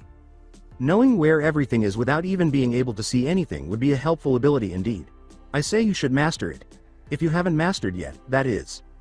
Naruto gave that a nod. I have a long way to go to master it. Sylph says I'm not even half-way to mastering it. A smile appeared on Sarutobi's face after his eyes widened a little. I see. Then work on it. I'll send for you when the academy starts up. Anything Sylph teaches you would be considered a clan jutsu, and to reject teaching someone one of those abilities is your call. Remember that. If you find any other elemental spirits, then their abilities are to teach at your discretion as well. Naruto grinned broadly and nodded. Thanks Gigi, and Sarutobi laughed. Before they could see the village, they had to walk for 2 days. Naruto abruptly stopped playing and turned to face Angel's halo. Naruto dashed into the bushes to locate his clearing as Sarutobi nodded, saying, Gigi, I'll head home from here. Don't worry about me, I'll be fine. He had underestimated how easy it would be. His focus was much improved by playing the ocarina. An Anbu entered his clearing 5 months later. To his delight, he was largely disregarded and left alone. The academy was apparently going to open in 3 days. With the help of Undine and Alma, Naruto had been able to master the flow. He was able to attain full mastery of Serene Mind 2 months ago. In reality, it was because of a jutsu that Luca had mentally taught him. Salamander and Luca had been able to increase his authority. He possessed far more chakra than the Hokage. He was able to walk on water and climb trees with or without hands. Instead of simply walking, Undine harmonized himself with the water to eliminate the disturbance, since he didn't particularly like the fact that he had slightly damaged it. He had developed a form of taijutsu that fused the four spirits' energies. The Elemental Strike Fist, he named it. After the Anbu had long since left, Naruto had made the decision to question Undine. "Hey, Undine. How'd I get to a Ruby Tea?" "Ah, finally wanting to visit I see. Yeah, but can you blame me? I wanted to master the Serene Mind before I did," Naruto replied. Undine grinned and said, "Yes, I know. All you have to do is find a pure water source, jump in, and let me do the rest. Okay?" Naruto nodded before heading out of the clearing to locate a river where he could see the bed at least 6 feet below. He dove right in, and Undine did a fantastic job. Still wet, he discovered himself in a cave. Nearby, a Ruby Tea was poised to attack. He sent a little wind pulse to dry himself off after avoiding her and sensing her through the flow. He questioned, "A Ruby Tea?" He caught her grinning. "Naruto, it's been a while." Given that this was her home, Undine assumed a solid form and said, "Too long." She smiled at Naruto and remarked, "A Ruby Tea, he's already mastered the Serene Mind. It was why he took so long to come back." The other spirits emerged and became solid. "I must say, you did a good job, Undine. Anything else he learned?" Naruto scratched the back of his head and said, "Well, a few months ago we ran into Alma. She's actually the reason I knew what to do. It was slow going with Undine's help only." "Alma helped out?" Arubi T asked, a little taken aback. Naruto went on to describe the journey. That had to make Arubi T smile. "Yeah, that sounds like Alma, alright. She'd do anything to annoy Granberria. I'm glad you kept to your word and no one had found me. You've also gotten a good bit taller." She was correct. He had grown a good 4 inches taller in the year since he had last seen her. "You think so?" She gave him a smile. "Yes, you have. Undine, you've done well in teaching him, as have the rest of you, I presume?" All of the spirits replied. "Alma helped, but we also came up with a fighting style for him. It would allow him to use our abilities with ease and without having to switch it up," Gnome replied. Salamander noted, "Earth for power, wind for speed, water for flexibility, and fire for strength. He uses all of them, and understands all 4 of our elements. Downside is, you can tell which element I'm favoring by what the style does," Naruto stated to her. "You see, I get a lot faster using the wind portion. I take more hits with earth. With water, I'm more focused on dodging and counters. Fire, I hit harder. A lot harder. Oh, and Luca taught me something my mom had hidden." "Oh, and what would that be?" Naruto placed his hands in a certain way.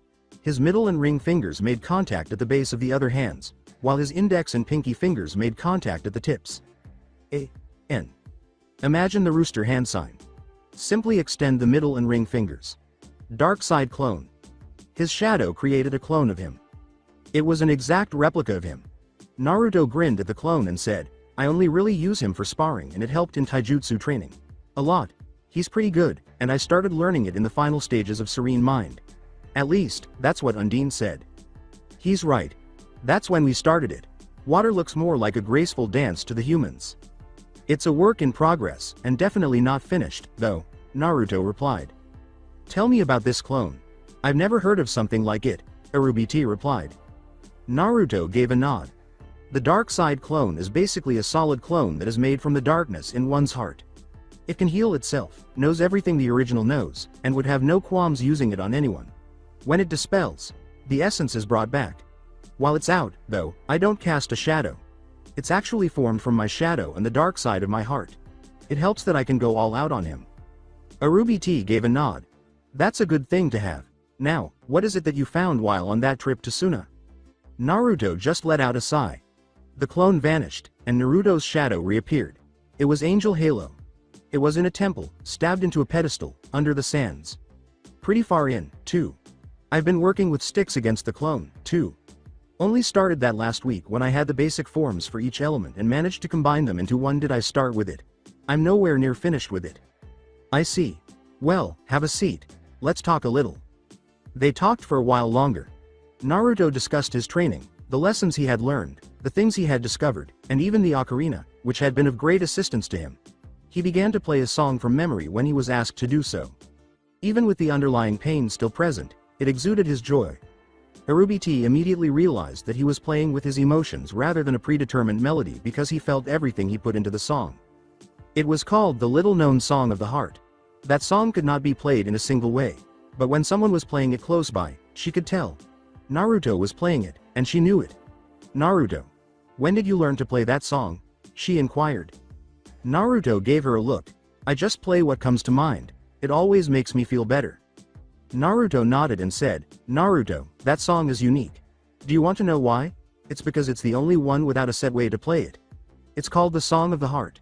When one can play an instrument well enough, they can pour their heart out through that song. It's when a person's true feelings come out for the world to see. Playing the Song of the Heart is simple to play, but is complicated to figure out, unless you can tell what the notes mean." "What they mean?" Sylph began. "This is something I can explain. Each note has a particular point on the emotional scale. The longer you play the song, the more the feelings come alive. The reason there is no one way to play it is because it is based on the individual, not the instrument, or even sheet music. It comes from the heart, and is impossible to record and play right if it is not your heart. When Alma told you to play from your heart, she wanted to know how you truly felt." Naruto's gaze expanded. "You mean, I've been playing the same song all this time, no matter what I played?" "Yup. It's why you achieved serene mind. Alma helped out more than anyone realized," Sylph informed them. "You didn't mention telling anyone about me, and no one has come.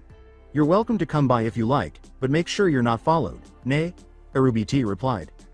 Naruto just gave a nod. "I start the academy in 3 days.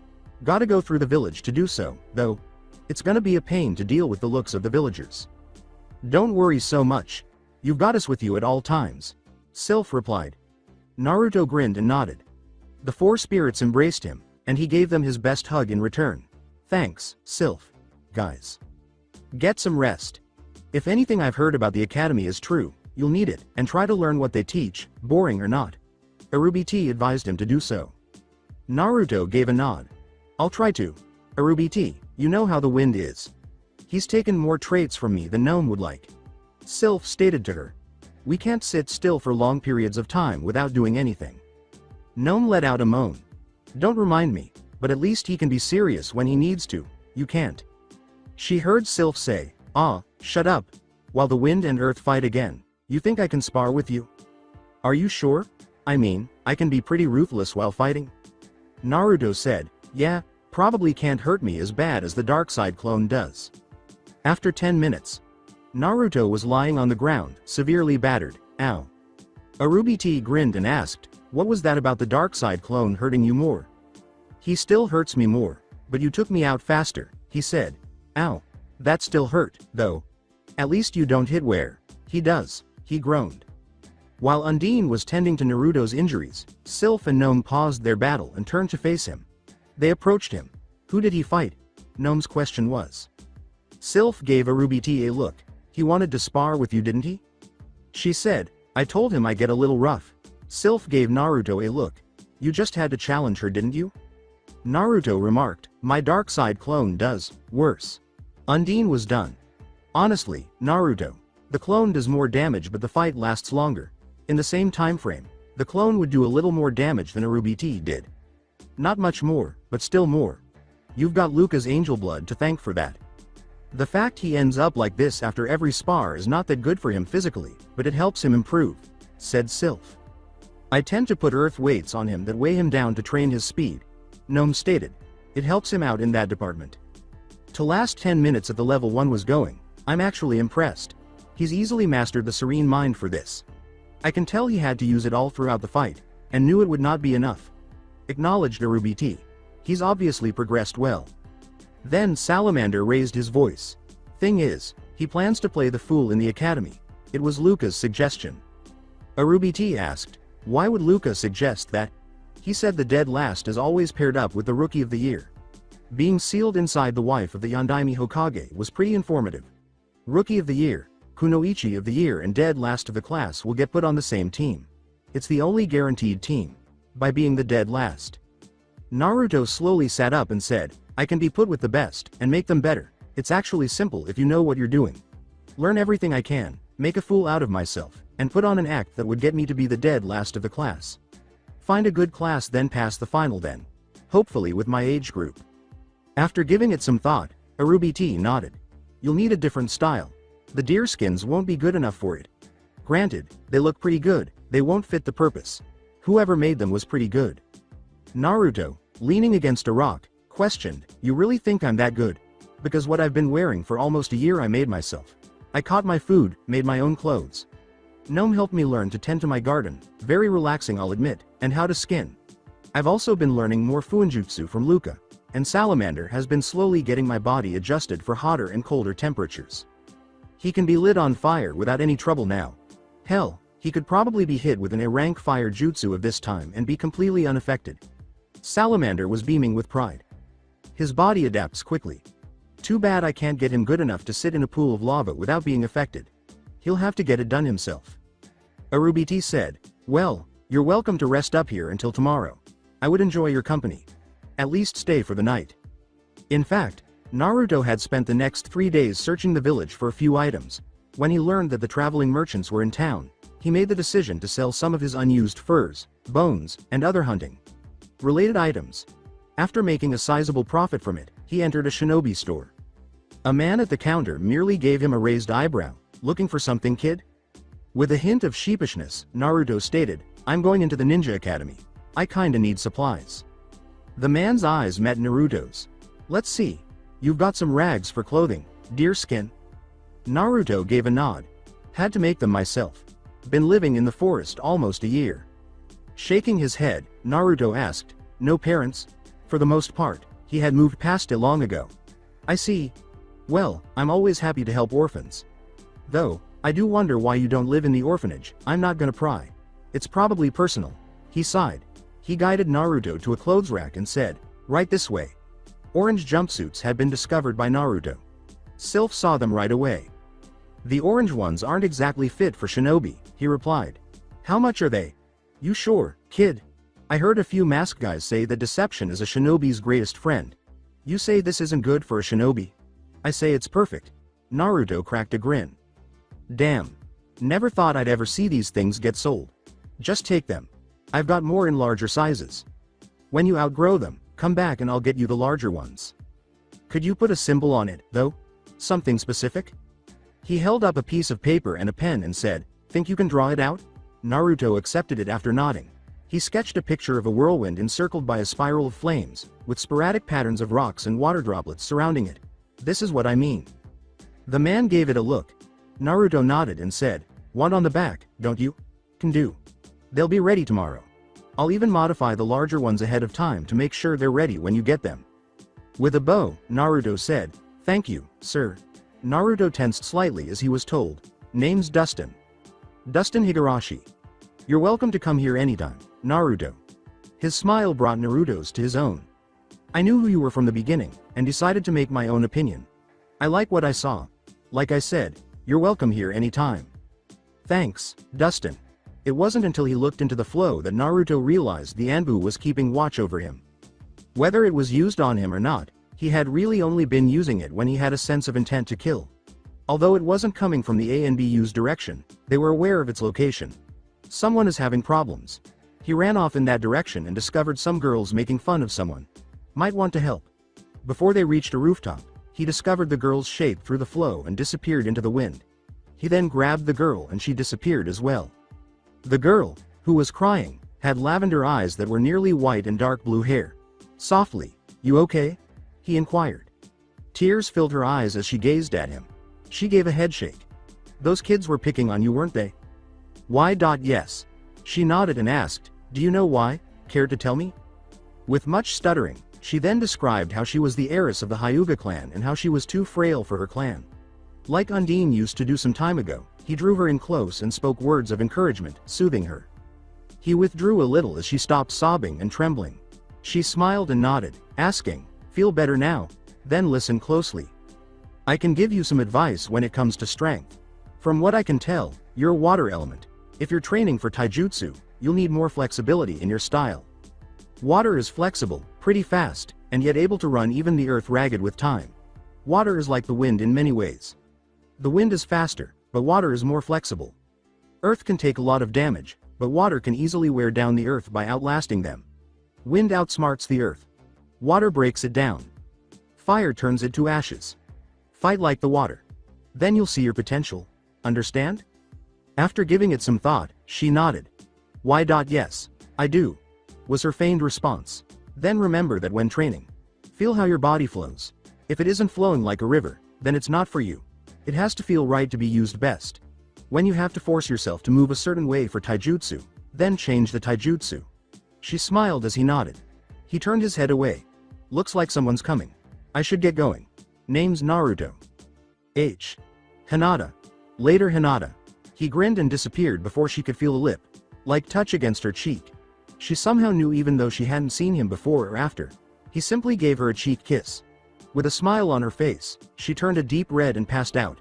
As she landed beside her, a woman discovered her in that state and grinned. It appears that Hinata has a slight crush on someone. Naruto was able to get the new clothes the following day, put them on, and attended the academy's opening ceremony.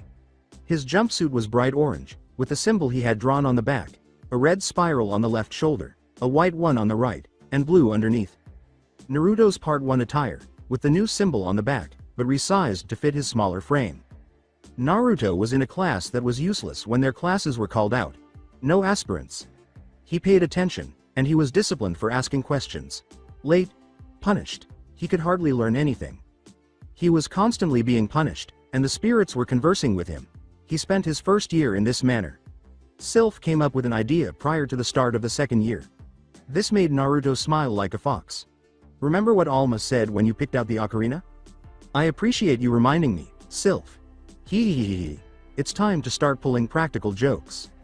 Undine said, I would not suggest that, Naruto. Undine, I think it's more than a practical joke. You are aware of how high the weights are, gnome. I don't see what this has to do with anything.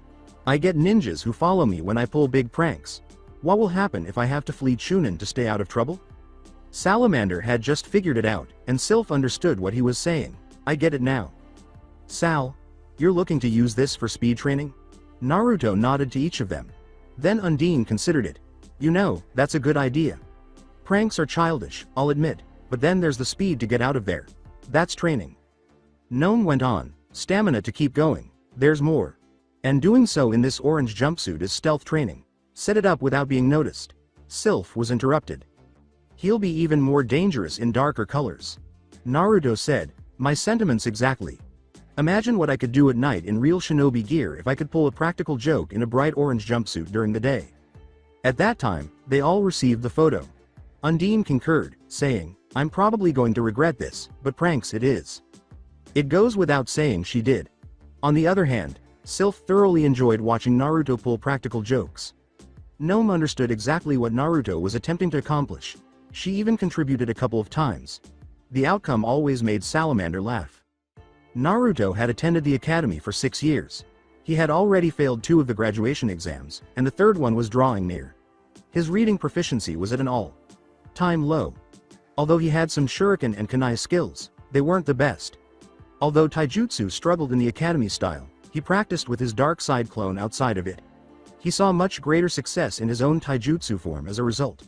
He combined the 4 elemental styles, which he had almost perfected. He was skilled with a sword, thanks to Sylph and Gnome, who strangely worked together on it.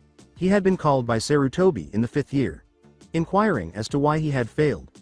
Naruto was superior to what he was portraying, and Sarutobi knew it. In response, Naruto simply said, deception is a shinobi's greatest ally. At that moment, Sarutobi remained silent and gave him the sword. It was a double-edged standard broadsword.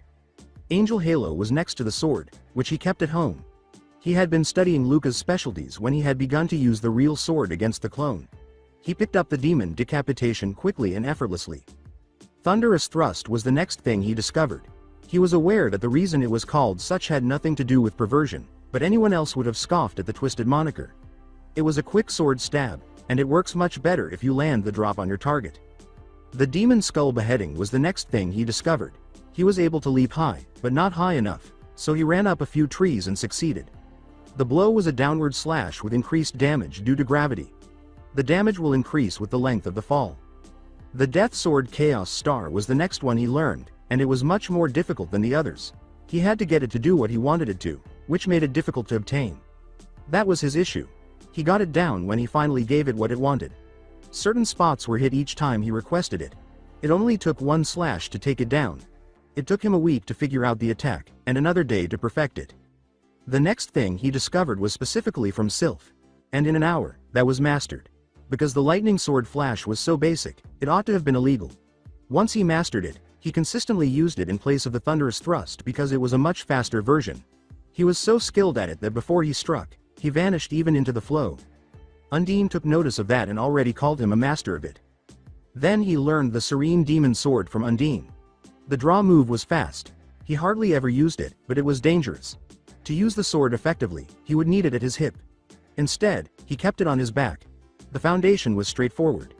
You locate your target, locate the flow, draw the blade, and strike in time with the flow. It took him a full day to become proficient. He learned the earth rumbling decapitation from Gnome. He was able to jump rather than climb something when using Gnome's powers much more readily. The addition of bringing down the force of earth was potent. But in order to use this, he needed Gnome's assistance. Unlike the others, he was never able to use it alone. Then came Grandiria's initial move, according to Salamander. A far more potent variant of the Death Sword Chaos Star. The Vaporizing Rebellion Sword made extensive use of fire. It had unreal power, and he had to extinguish the resulting flames with the Serene Demon Sword. It took him about 3 days to learn how to do it in the end. Although he wasn't a master by the time graduation rolled around this time, he was decent with it. Each of the attacks could be handled by the broadsword Sarutobi had made for him, but it was unclear if it could handle the quadruple Giga. As a result, they informed him about it without ever going into detail about how it was accomplished. He gradually improved his control over the corresponding elements as he learned these sword techniques. He was going to pass this time because he had found a class in the academy with the right people. He was skilled in the replacement jutsu, rope escape, and henge. Unfortunately, he was still unable to execute the normal bunshin despite having improved control. Despite using as little chakra as possible, he was still unable to make less than 42. There was just too much chakra in him. He learned the shadow clone jutsu from Luca after noticing this. For him, shadow clones were a blessing. When he had a full tank, he could easily make a good 1,200. Making sure he was never followed, he occasionally paid a Rubita a visit. As a practical joke, Naruto had just completed painting the Hokage monument. He stared at it for a moment before running away and slamming the paint cans together, cannon prank. In the multicolored jumpsuit, Junin and Shunin began pursuing him. In addition to having a good 90 kilograms of weight on each limb, he had seals restricting his chakra, which increased the effort needed by 6 times. He could easily outrun the Chunin and Junin in spite of everything. No matter where he went or where his limitations were, he was always caught by one of those 2 ranks. Iruka Amino was his name. Naruto's sensei after the 3rd year was Iruka. Iruka did not specifically discriminate against him, in contrast to the other teachers. On the other hand, Mizuki, his assistant, detested him. After he lost the majority of the other shinobi who were pursuing him, Iruka caught him once more. Iruka got him into the classroom while he was bound and tied up. They were unaware of his dark side clone because no one had seen it. That way, too, he felt better. He paid little attention to Iruka's lecture. As a result, the henge transformation jutsu was reviewed in class. He saw the secret smile on Sasuke's face at what he had done. In class, he understood that to mean, "Good job, man." Regarding that, Naruto was holding back in class, and Sasuke had known it for a long time. When Sasuke was by himself after the Uchiha massacre, Naruto confronted him and told him a few things. Naruto and Sasuke have been secret friends ever since. Sasuke thought it was preferable that he had never seen Naruto's residence. Sasuke also knew that Naruto was intentionally aiming for dead last. He inquired once more as to why, stating that the Rookie of the Year was always paired with the dead last. Sasuke would be pressured to be the best student in the class because he was a Uchiha, the last devoted one at that. He had learned how to achieve the serene mind from Naruto, who had also persuaded him to change his target and give up retaliation.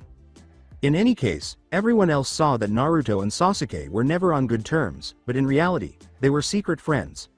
Along with revealing Naruto's actual relationship with Luca, Naruto had also informed him of the Uchiha clan's connection to the hero. Sasuke took the Uchiha clan's mask and used it to conceal his true self at the side that adhered to Luca's principles after learning about Luca's past. Both of them were obviously playing like fiddles for the entire village. or an ocarina in Naruto's case. When summoned to use the transformation jutsu, Naruto performed it correctly. What's funny about that? Naruto changed into a human being that a Ruby T would prefer. Dark blue hair, deep blue eyes, and fairly pale skin. A figure to die for and good breasts in the C cup to D cup range. The worst part was that she was nude. All of the men in the classroom, Iruka, went flying with nosebleeds. Excluding Sasuke, who had discovered a Ruby T on his own. He refrained from laughing. A Ruby T is going to love this one. Iruka shouted at Naruto about jokes after he changed back. He whispered to Sasuke while standing beside him. That was a Ruby T in human form. He returned the whisper, she never showed us. No, but that's what I'd see her looking like if she did. Just add clothes. At that, Sasuke gave a slight nod. He noticed the similarity, too. Naruto was cleaning the Hokage monument's paint after class before having some ramen. Ramen was and will always be his favorite food, despite the fact that he hunted for his own food and had not eaten it much over the years. Naruto went to find a Ruby T and show her the form after he was eventually freed. Sasuke was already there when he arrived. She reprimanded him, saying, Naruto, did you really have to do that today? Perfect prank, and informative for me as well. I just thought to transform what you would look like as a human. Didn't have a clear picture. The naked part was. Well, I've never seen you wear clothes, and that didn't come into the picture. That's the only reason it doubled as a prank. There was silence for a while. She examined it after he changed back into the form and said, show me. Then she gave a nod. The slimy body changed and assumed Naruto's form. Impressive. Very accurate, too. Everything is spot on. I might just use it later on myself. Yes, definitely useful. Good job, Naruto. Never used a human form before. Really should thank you for this. A Ruby T shifted back as Naruto released his henge. Sasuke glanced at both of them. You know, sometimes I question your sanity, Naruto. To which he replied, oh come off it. You know I only get like that in front of others to fool them. Seriously, all the things I do around the village is good physical training, and I can do so without many consequences due to being an orphan. That way, it wouldn't surprise people that much if I showed some physical skills because then they'd realize what I was really doing. He reiterated, I still question your sanity. Irubiti said to them, play nice you too. Yes ma'am. Good. The graduation is in a week, Naruto. I'm gonna fail this time as well, and keep the mask up, said Naruto. What are you talking about? I think that Mizuki Sensei is a traitor. He's got something planned.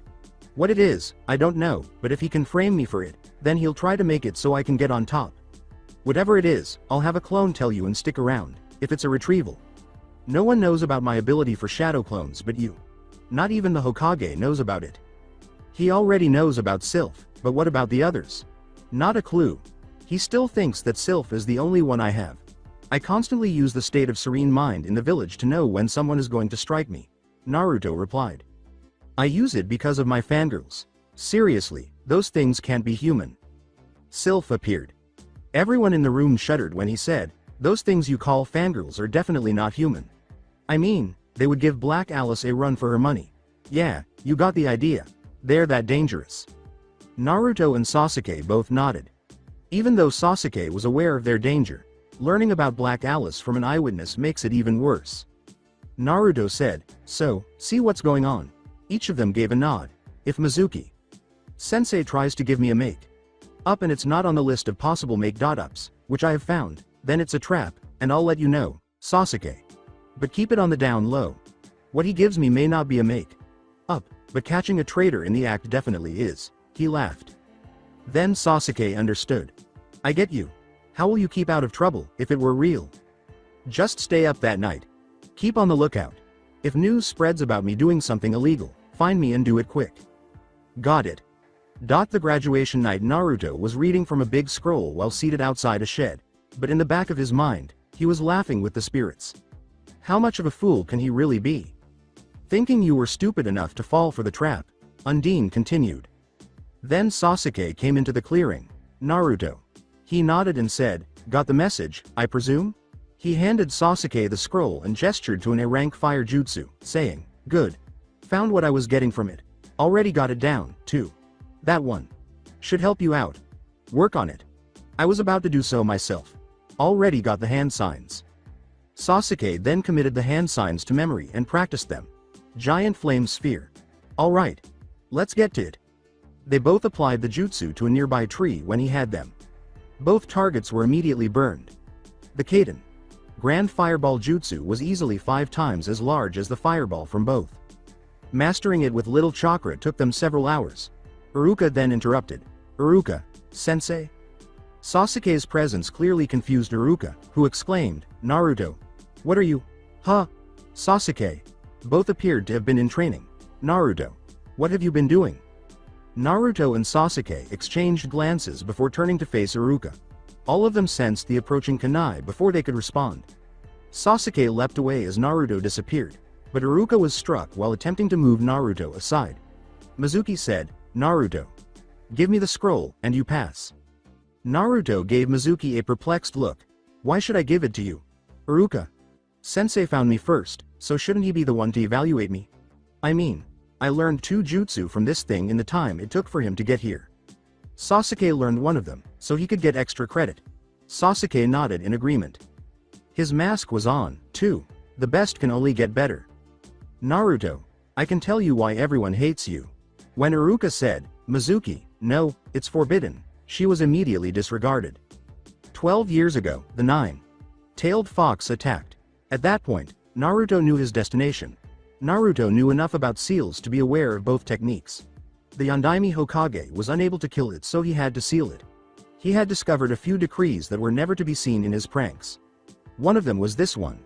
You are the Kyuubi no Yoko. Mizuki's actions were halted by giggling. He caught the attention of Sasuke, Iruka, and Mizuki. He shook his head, clearly amused, and said, that is the big secret? Honestly, Mizuki, you should have gone for something a lot more believable. First off, I know a thing or two about sealing demons and monsters. One method, the one you're talking about, is impossible with Fuinjutsu.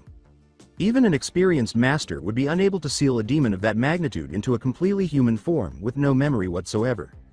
That is only done with one weapon that has ever been created, and it was created from the blood of angels and the skin of monsters.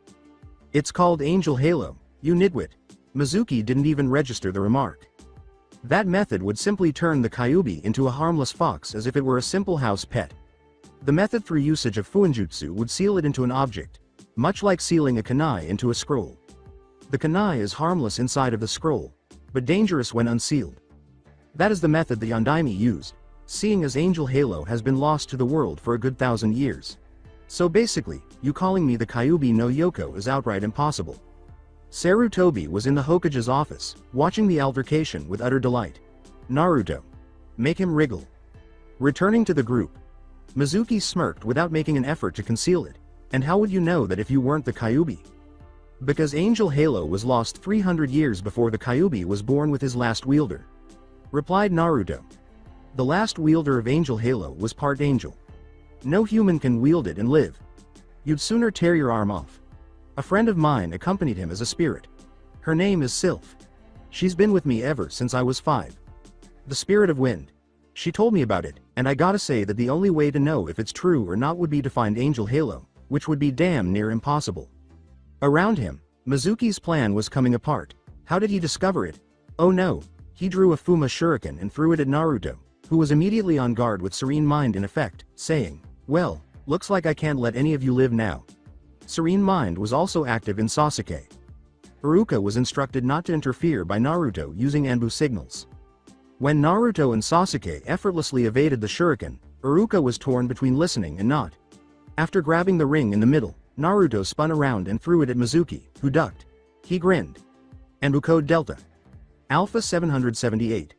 Traitors are to be captured and interrogated. Amendment 2. If capture is not possible, then death is the only choice. Sasuke, what say you? Agreed. Naruto then revealed his sword, shocking everyone nearby except Sasuke. Finally gonna use that out here?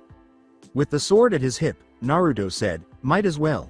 He made the one-hand sign that was overused in canon, saying, but first, let's show him the first jutsu I learned from this. Multi-shadow clone jutsu. Suddenly, 500 shadow clone appeared, each brandishing a sword. One person asked, guess what? Someone else said, you're going to die here, goodbye. Traitor.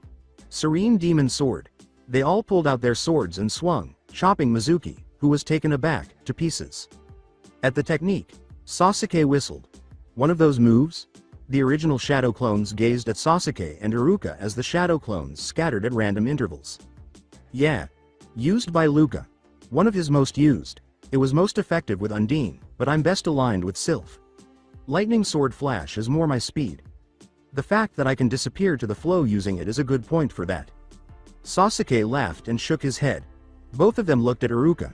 He took the big scroll and threw it to Chunin Iruka, saying, "Chunin Iruka, the traitor has been found and neutralized. Please return that to Hokage. Sama. What you saw and heard is classified. The council is not allowed to know." Then how come Sasuke knows? Naruto. Naruto looked up and said, "Because I let him in on the entire thing. He already knows about Sylph, and the other spirits. Luca, and his part in the creation of the shinobi system. The clan points as well." Sarutobi sighed elsewhere. Naruto gave Iruka another glance. Naruto and Sasuke gave each other a high five, saying, "Sasuke and I are really friends, after the revelation of the origin of the Uchiha clan. We've got relations way back when." Naruto disappeared, saying, "We'll be fine." Iruka. Hokage. Sama. After letting out a sigh, Sasuke turned to face Iruka. "He'll be fine. He'll wait it out for a few days. You've just seen why I respect him, at that. Because I know." Sasuke got up. Incredulous, Iruka returned the scroll to the Hokage's tower. Despite his expressionless exterior, Sarutobi was giggling uncontrollably. "My god, Naruto.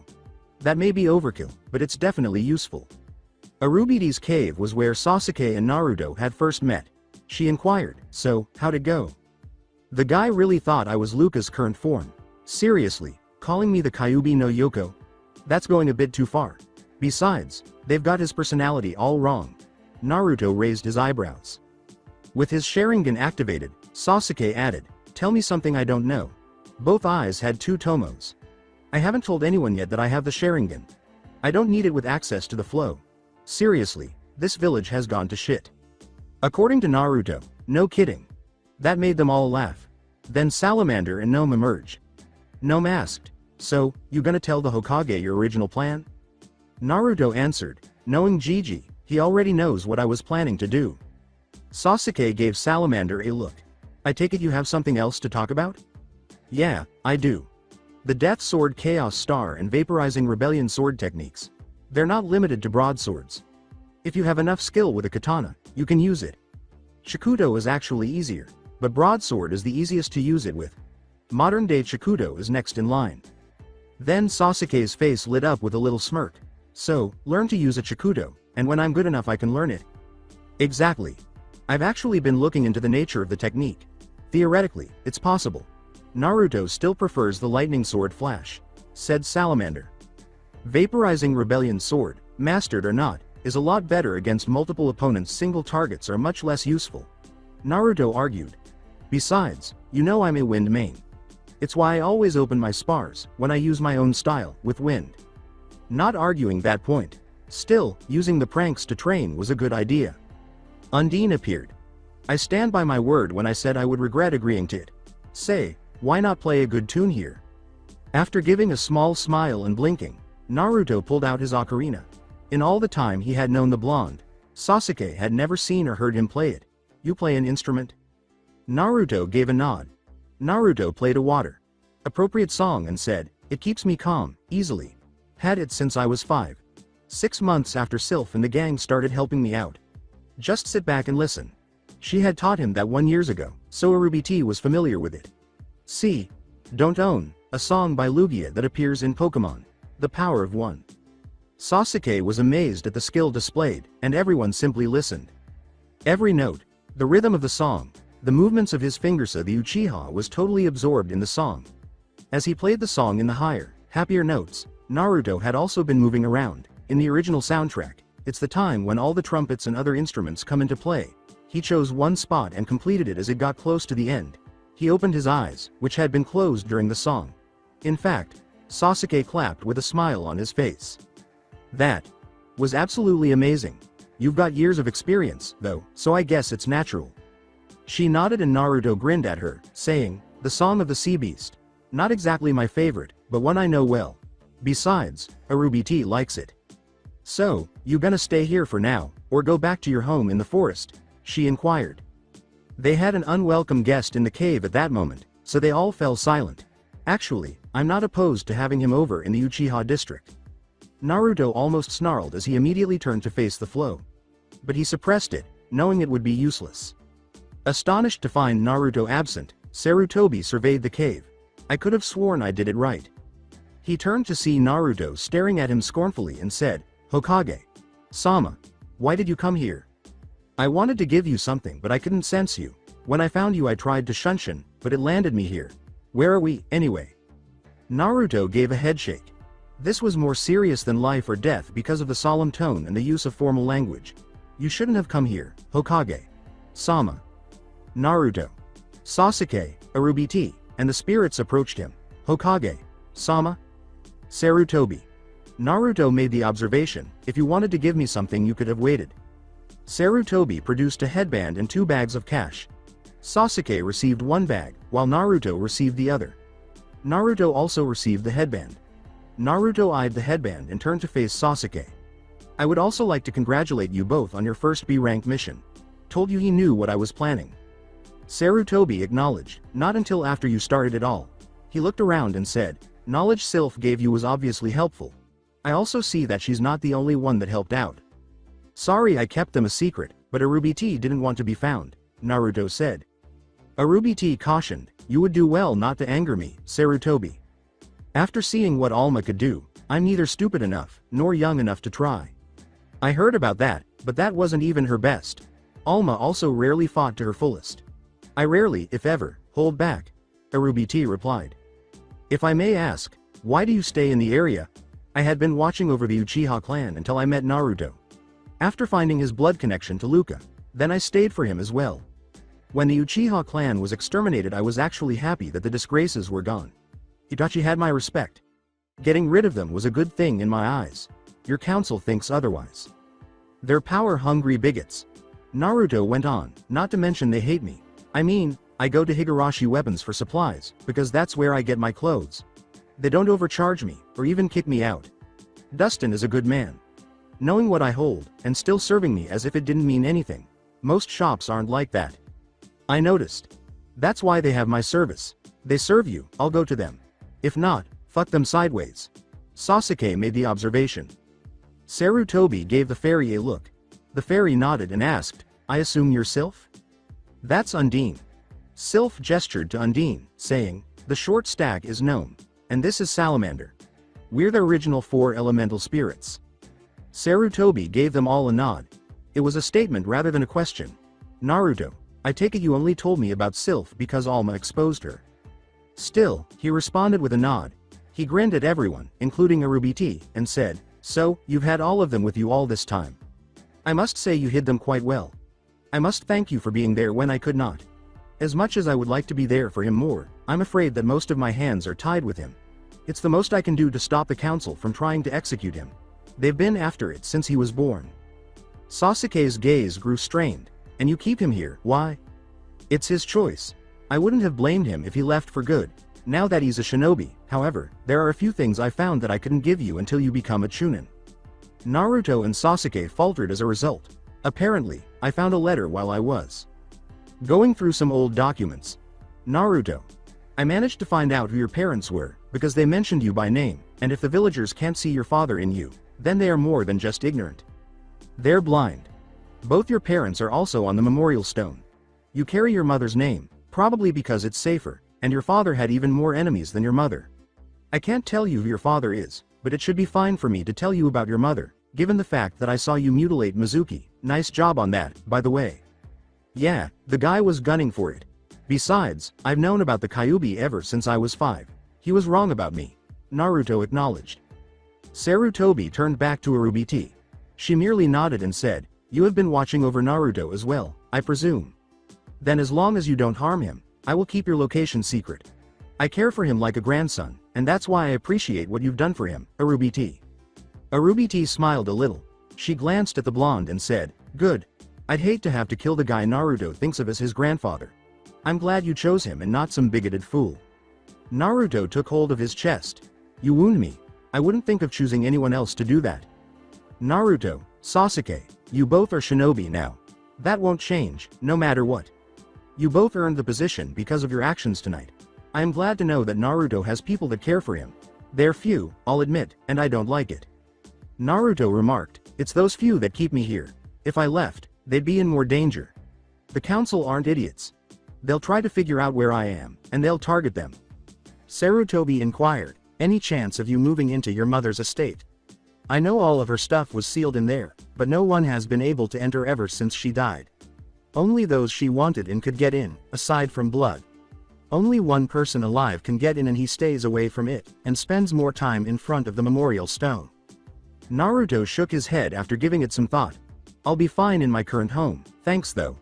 Any chance I could check it out? He was given a small piece of paper by Sarutobi.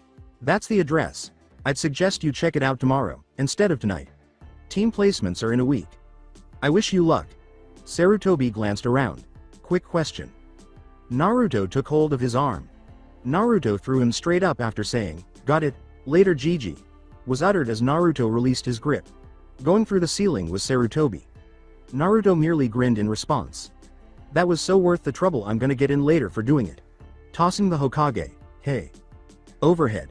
The Hokage had left his office and was nowhere to be seen, so an Anbu was going through. It turned out to be Cat. Then, as though he had been flung, Sarutobi emerged from the nearby lake and hit the ground, feet first. He noticed the Anbu and said, damn, Naruto. You have one hell of a throw. Nodding, the Anbu asked, my disappearance? I'm getting too old for this shit, I said. I was fine. Just checking on Naruto and giving him a message. With my position, I can at least somewhat protect Naruto. Not yet ready to accept aging. Sarutobi said, I just wish I could beat that damn paperwork. He then began to move. If anyone asks, I was simply walking around. Got it? It was a directive. Hi. Sarutobi proceeded to stroll through the woods. The days that followed passed rather swiftly. Declaring that it was his heritage, not his, Naruto stayed with Arubiti that night and went to his mother's house without Sasuke. He had to find out on his own. Naruto discovered that his mother was a skilled swordswoman and an expert in wind and water ninjutsu. To put it briefly, Naruto discovered that his mother was an absolute badass. That's what Sylph and Undine agreed on. Sarutobi was unaware that he was already familiar with his parents. Both of them. It goes without saying that it was both annoying and satisfying to have him tell him first. It indicated that he was still aware of something that should remain confidential. In one of the rooms, Naruto then discovered a letter. He read it after opening it. Naruto, I'm your mother, but I'm not sure if you'll have my name or your father's. In any case, if you're reading this, you know that I was correct and that the Kyuubi was released because the seal was sufficiently weakened. I think that's why I passed away. He heard Luca speak at this point. She's right, that is how she died, but it was that masked guy's fault. He reeked of Uchiha, and claimed to be Madara. Continue. You try to persuade people to abandon the philosophy that has been shaped by thousands of years of suffering, but I should tell you now that Kurama isn't as bad as people believe him to be. Did that as Luca. I understand. In any case, the Uzumaki clan was the best in 3 disciplines. Fuinjutsu, Kenjutsu, swordplay, and Kenjutsu. We also had some of the luckiest people in the world. Fate simply enjoys playing with our minds. We're too obstinate to concede. Your father was the Yondaime Hokage, in case you're just now learning about this and don't know who he is. He is also unaware of this letter. Really, you are descended from a great hero and belong to 2 almost extinct clans. The Uzumaki clan never remembered his name, but they always prayed that a fire spirit would lead them through difficult times. After all, we used to reside close to a volcano. Sal. Yeah, she's talking about me. By the way, the basement has a vault. We placed the copies of your father's creations and knowledge of jutsu down there. I figured you'd have to figure out a way to learn your father's methods if we died the day you were born, so I made him do that. There's also his Hireishin down there. I'll be the first to admit that reading can be tedious, but there are situations in which it's essential. There are any of the Uzumaki clan documents that were recovered from the former clan house. The clan texts from your father are no different. He didn't go over his clans, and he didn't go over mine either, but you should go over both. Give this world hell and good luck, Uzumaki Kushina. Also known as your mother PS. Except for Kakashi Hatake, you are the only person who can enter this house. I left the letter in here for that reason. Every time he entered this room, He almost had his head severed, so he avoided it. PSS. The nightstand in the corner is where you were conceived. Naruto broke out in a sweat. She's crazy, badass or not. That's Kushina for ya. Complete badass, yet partially insane. She earned her nickname Bloody Habanero. Sometimes I questioned her sanity myself, but that's the usual for an Uzumaki. You learn to live with it. That caused Naruto to chuckle for a while, then discovered an image. It featured a pregnant redhead and what appeared to be an older version of him. Mom. Dad. Luca, what would you say if I dyed my hair red like my mother's? I'd say screw the dye. I'd be able to make you a true redhead. I know exactly which DNA sequence is for your hair, and I know what your mother's was, as well. Just say the word and I'll change it. Dude? Undine said, I say go for it. The salamander said, do it. You want a part of your mother, go for it, the gnome. I say make it like your mother's with streaks of your father's blonde hair. Get a little of both, Sylph said. Naruto blinked. Luca, could you go for Sylph's idea? Yeah, I can do it. Then please do. Naruto's hair turned a different color and he felt a tingle. It was crimson red, with spikes on the front and top and sides that hung down to his neck. The hair had enough blonde hairs to make them appear like wires in the red. Naruto looked in the mirror to examine it. I like it. A lot. Gnome acknowledged, I got to agree with that. Exotic hair, I'll admit. Sylph cheerfully applied, saying, not regretting the idea for a second. Undine didn't say that she wished she had thought of it, but rather, you know what? Sylph actually had a better idea than I had. Salamander said, Naruto, if I had a real body right now, I'd fuck you into next week. I'm not sure if that's a compliment or something to be scared of, said Naruto. Compliment. If Sal wants to fuck you then you've gotten into her taste big time. That was not even answered by Naruto. Well, I need to go finish my registration. This is how I'll take the photo. He told everyone, I'm keeping this look, before grinning and leaving the house wearing new clothes. To have the new clothes made, he sent Dustin a shadow clone with the designs. After that, he completed the registration process and had his photo taken. At the moment, he was seeing Sarutobi in his new appearance. Naruto. Did you dye your hair? Nah, it was a seal in mom's place. Apparently, it did this to my hair. I kinda like it. Naruto acknowledged. Besides, the change in hair helped me as well. I haven't gotten a single dirty look since I left with this hair. It won't last, but it'll do for now. Before Naruto picked up a child who was about to enter the room, Sarutobi grinned. The child spoke after it opened. Then he stumbled over his own scarf and exclaimed, on guard old man. When he saw Naruto, he exclaimed, ow. Damn traps. You tripped me. Naruto twitched his eye, although not as bad as some, still. Uncertain, Naruto questioned, and who are you? The child stood up in front of him. The guy who's gonna kick your ass. Naruto snapped at that. Grabbing the child's collar, he lifted him up. You really think you can kick my ass? I took down the Hokage in one move. Something you can't do. Did the same to the Cage a year ago, and still won. You think you got a chance, kid? Someone else entered the room. Unhand the honorable grandson of the Hokage, he yelled. Sarutobi nodded as though disappointed, and Naruto turned to face him. Then he looked into the child's eyes. He hid his smirk after finding what he was looking for. Kid's sort of like me. Let's inform him. Undine asked, getting impulsive. Naruto answered, it's in my blood, and then struck him in the head. I don't care if he was your grandmother. You don't insult someone that could kill you in an instant. He collapsed, and Naruto, who had just gained respect, turned to face the Hokage. Naruto disappeared after saying, I'll see you later, Hokage. Sama. Better to blow off steam elsewhere. With his ocarina out, Naruto sat down after appearing atop the Yondaime's head. Before going all out for a song, he began to puff a few notes. Given that he knew who it was, he didn't care that anyone was around, nor did he care if she discovered that he had performed the ocarina. To be honest, he could not give a damn about her. The girl who lived nearby came to him while he was playing. He sensed her surprise and astonishment at the person playing. Sylph used her invisible form to gaze at her. She remained silent despite knowing that Naruto was playing in a trance and lost in the flow. The girl, meanwhile, was listening and watching. It was lovely music. Despite her lack of musical talent, she could feel the message of the song. Happiness was a mask for a great deal of suffering, bewilderment, and sadness. Something that baffled her. She kept listening until it ceased.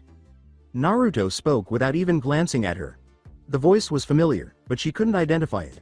What are you doing here, Sakura? It asked. I. She was unable to say. Naruto stood up. He saw him and said, I've known you were in the area. If you're looking for Sasuke, he's not here. He leapt off and swiftly disappeared, saying, he's on 10th Street right now.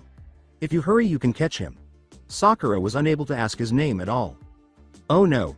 That man was really attractive, I'll say. Seriously, if there's a guy like that in the village, you've been so far up the Uchiha's ass to even see him. Sakura didn't even respond to that in a dignified manner. She had a horny inner, enough said. After realizing what he had said, Sakura left to confront Sasuke, whom Naruto was now warning. When the stranger told him about Sakura, Sasuke blinked, but then he noticed the fur pelt and the whisker marks as the man left. Even though his hair and clothes have changed, he still has the whisker marks. Naruto. You're a cunning fox. Then, before Sakura, who was perplexed, could arrive, he fled in a different direction and left the area. Naruto was wearing his fur skins as he entered Higurashi Weapons. Despite the change in hair color, the man recognized him as Naruto right away. You dye your hair? Nah, finally found out about my mother. Apparently, she left behind a seal in case I didn't have her hair and wanted it. In short, I used it. My clone dropped off the order, earlier. It went through, right? Yeah, I've got the stuff. Just gotta get the insignia on. I take it you want something else, seeing as you're a genin now? Actually, I kind of came to see if Tenten would like to spar in Kenjutsu. Been practicing for so long I've had no real opponents. I mean, small bandit camps are one thing, but I'd like to see if I can get a true weapon user to submit, replied Naruto. Naruto opened his broadsword and said, I think she's a training ground 9. You're going to need a sword. He said, already got one. Thanks for the help, Dustin. It'll be ready tomorrow, right? According to Dustin, about noon. Good to know. The furs are comfortable, but they aren't really good for shinobi. Now that I've graduated I kinda need the new wardrobe. With a smile on his face and the sword on his back, Naruto waved at him before leaving. After that, he went to where TG9 was and discovered 4 people there. 3 males and 1 female. Are those clones, I wonder? No, one I recognize from when Kushina was still alive. Made a guy. The older one, obviously. The other. No chakra in him. Mini.me, probably a taijutsu specialist. The conversation then shifted to Naruto. Naruto said, Tenten Higurashi? According to the girl, that's me. She was dressed in a battle kimono in the Chinese style. Her hair was up in 2 buns as well. Naruto touched the handle of his sword. I wish to spar in Kenjutsu. I'm new to the genin ranks and hear you're the best in Kenjutsu in the genin class, replied Naruto. Tenten appeared resolute. Undoubtedly, she was in her element. Sure, why not? She said, opening a katana and standing up. This is my best sword, the katana. Yours is on your back, I presume. Naruto just slowly drew it and displayed it. It was a typical chakra steel double-edged broadsword. The sword was instantly familiar to her. You're the one that Hokage had that ordered for? Naruto just gave a nod. She concluded before charging, saying, well, let's see how well you progressed with it in the 3 years since it was finished. Naruto had broken free from all constraints and avoided entering Serene's head. In his opinion, she was apparently slow enough to move swiftly without its assistance. He swiftly sidestepped her attempt at an overhead strike, and she sidestepped his side slash. Naruto calmly said, if that's all you have, then I believe I am wasting my time here. Please, I ask that you take this seriously. Tenten's gaze grew strained. He's saying that I'm weak. I'll show him. Guy saw her remove some weights. However, he remained silent. Although he had no idea who this genin was, he was aware of one thing. Tenten was growing irate. Furthermore, a dangerous kunoichi is one that is angry. When the weights struck the ground, smoke and explosions were released. At that point, Naruto had to suppress his whistle. That must be at least 30 kilograms each.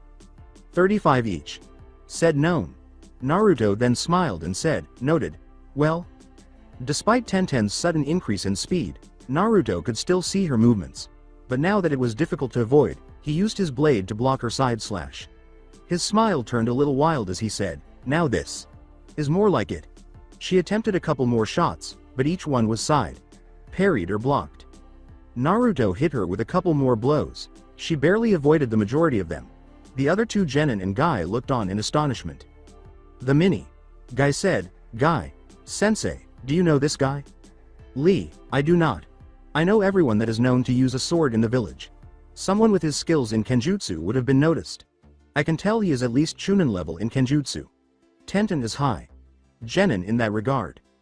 The white-eyed Genin sneered, she is a girl, she is weak. When the two fighters heard this, Naruto pressed his sword to his left hip, squinting his eyes before drawing it and slashing at him. Even though Neji had to move fast, he was struck. Before deflecting another blow from Tenten, who believed he was ignoring her, he said, never insult someone because of gender or name. She was mistaken. Don't think I forgot about you.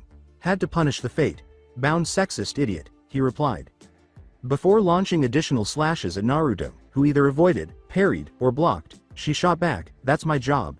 In fact, Naruto was enjoying himself. Naruto wasn't really trying, but neither of them managed to land a blow. He was far superior to her thanks to his dark side clone.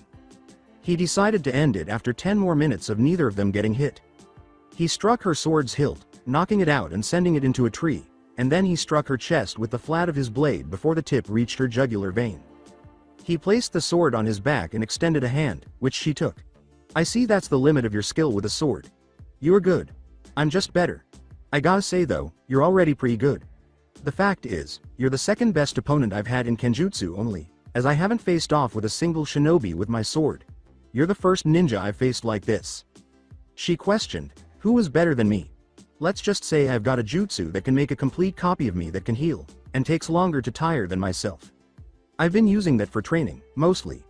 You are not at his level, therefore you are not on my level, but I still say you're pretty good. He left.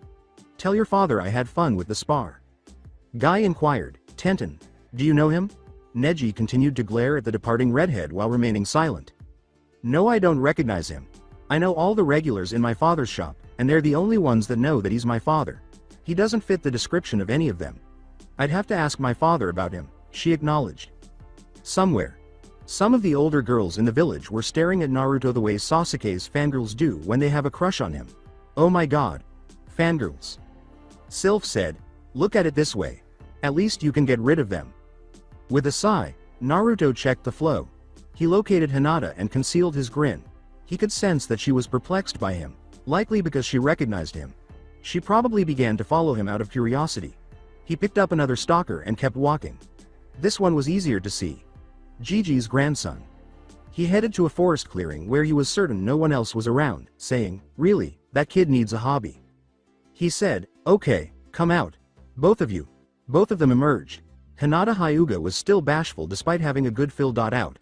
The child was the other. He let out a sigh. Hinata. Why are you following me? You are new, but I thought I knew you from somewhere, she replied. She no longer stutters, but she was still shy. And you, kid? With a raised eyebrow, Naruto said, I want you to train me? And why would I do that? So I can be the next Hokage. Naruto gave a headshake. What's your name? The question caught him off guard. Konohamaru. Why do you want to be Hokage? His voice was much lower. So the village will see me as myself, and not the Hokage's grandson, he said. Naruto said, then answer me this. What do you fight for? Huh? What do you mean? Your reasoning for being Hokage is flawed. I will not train anyone for selfish reasons. You wish to be seen as yourself, train hard. Make a name for yourself. There are no shortcuts. Hokage is about more than just high power and respect. I learned that years ago, though I never showed it. He bent down on a log. They sat down on either side of him and he said, take a seat, both of you. Let me tell you a story. Long ago, there was a boy. At the time, there was no such thing as the shinobi villages or chakra. The boy's name was Luca. He was a mere 8 years old and was attacked by a monster. It was a slime girl, as most, if not all monsters were female for some reason. The slime was overwhelming. He had no idea what to do, but managed to beat it back. It was not a weird occurrence to him, but the first time it had targeted him specifically. From then on, he met the monster that changed his life forever. The monster introduced herself as Alice. She was fairly young, but still quite powerful. That monster was seen as nothing but dangerous to humans that knew what she was, but she was also quite kind. This is where he inhaled. Alice was really named Aliphes Fateburn the 16th. Her position? The Monster Lord. Similar to the Kyuubi no Yoko of the Biju, she was the reigning overlord for all monsters. The two of them traveled together for a good 2 years, fighting other monsters, but Luca was torn throughout most of the journey. His father was said to have been killed by a monster, and he wanted to atone for his father's sins. He desired coexistence between humans and monsters. Where is the contradiction? His faith and what he wanted were radically different. Confusion ensued, but he used a hand to stop them. Let me finish the story. His faith followed a goddess known as Elias. Elias is a known hater of all monsters, no exceptions. She and her followers believe that monsters cannot be given a single chance, never mind a second one. He wanted coexistence, but his religion said, kill them all, so he couldn't decide which path to follow. That journey was both an eye-opener and his own story. Fight after fight, saving monster and human alike, he took the path of a true hero. He protected those who couldn't. He fought for those that didn't want to, or couldn't. His journey to gather the elemental spirits was long and arduous. At times, he felt like he would never make it to the end. But he kept pushing through. Alice had watched him progress the entire time. She taught him skills, and how to use a sword. Then, the time came. He let out a sigh upon realizing that the special Junin who had been in the room with Konohamaru was listening from a nearby tree. Luca had made it to what seemed to be the end of his journey as a hero. The Monster Lord's castle. Alice, who had left him before he reached it, was waiting for him there. Even with his father's best friend killing him, Luca didn't kill him beforehand, realizing what went on in the man's mind. The man, who was an avid hater of monsters, didn't see from the monster's point of view. Hinata inquired inquisitively, what happened to Luca's father? Naruto said, that's another story for another time. Anyway, when he reached the castle, there were 4 beings standing in his way. They were known as the Heavenly Knights. First, was the Heavenly Knight of Wind, Elma. Alma was a succubus, but rarely took fights seriously. Really, she did whatever she wanted to, and just tried to have fun. She had finally took the fight seriously, and Luca won. He did not kill her, nor did he seal her with Angel Halo, a sword made from angel's blood and monster scales. Next came Tamamo, the 9-tailed kitsune. She was all ready for company existence, but had to fight anyway. Tamamo was the Heavenly Knight of Earth. She was crazy strong, able to deal even more damage than the Kyuubi no Yoko of today. That was a battle mainly for dodging, but Luca had won. After that was Arubiti, the Slime Queen and Heavenly Knight of Water. Arubiti was an avid hater of humans for polluting most of her kind's homes. You see, slimes can only live in pure waters. With the pollution of water across the continent, most slimes lost their homes quickly, so obviously, as leader, she was pissed. She held no qualms of killing Luca, but he still managed to win using a move known as the Vaporizing Rebellion Sword. He let out a sigh. The 4th one was more of a fight of honor between warriors than a fight between monster and human. Granbaria, the Heavenly Knight of Fire and Warrior Knight Dragonkin. She was also the creator of the Vaporizing Rebellion Sword technique. The fight between the two lasted a long time, as neither side was willing to back down. Luca fought for coexistence. Granbaria fought for honor and to find her match. In the end, Granbaria lost. The Heavenly Knights had agreed to his terms, and he went on to see the Monster Lord, which he knew as Alice. That fight was much easier than the fight with Granbaria, due to the 4 elemental spirits. The names of each spirit. Sylph, the spirit of wind. Undine, the spirit of water. Gnome, the spirit of earth. Salamander, the spirit of fire. The fight was a lot easier in theory, and looking back at it. He let out a sigh. He got Alice on her last legs, but refused to kill her, no matter how much she pleaded. It was then that an unexpected guest turned up. Elias, the goddess, entered the room, and asked why. Luca asked her questions, and found his answer. He found himself. He decided to go after coexistence instead of believing in Elias. Personal experience and life had taught him well.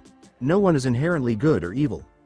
Monsters and humans may be different in outward appearance, but beneath the surface, there are bones, muscles, and nerves. Monsters have emotions, just as humans do. Seeing that firsthand drove the point home.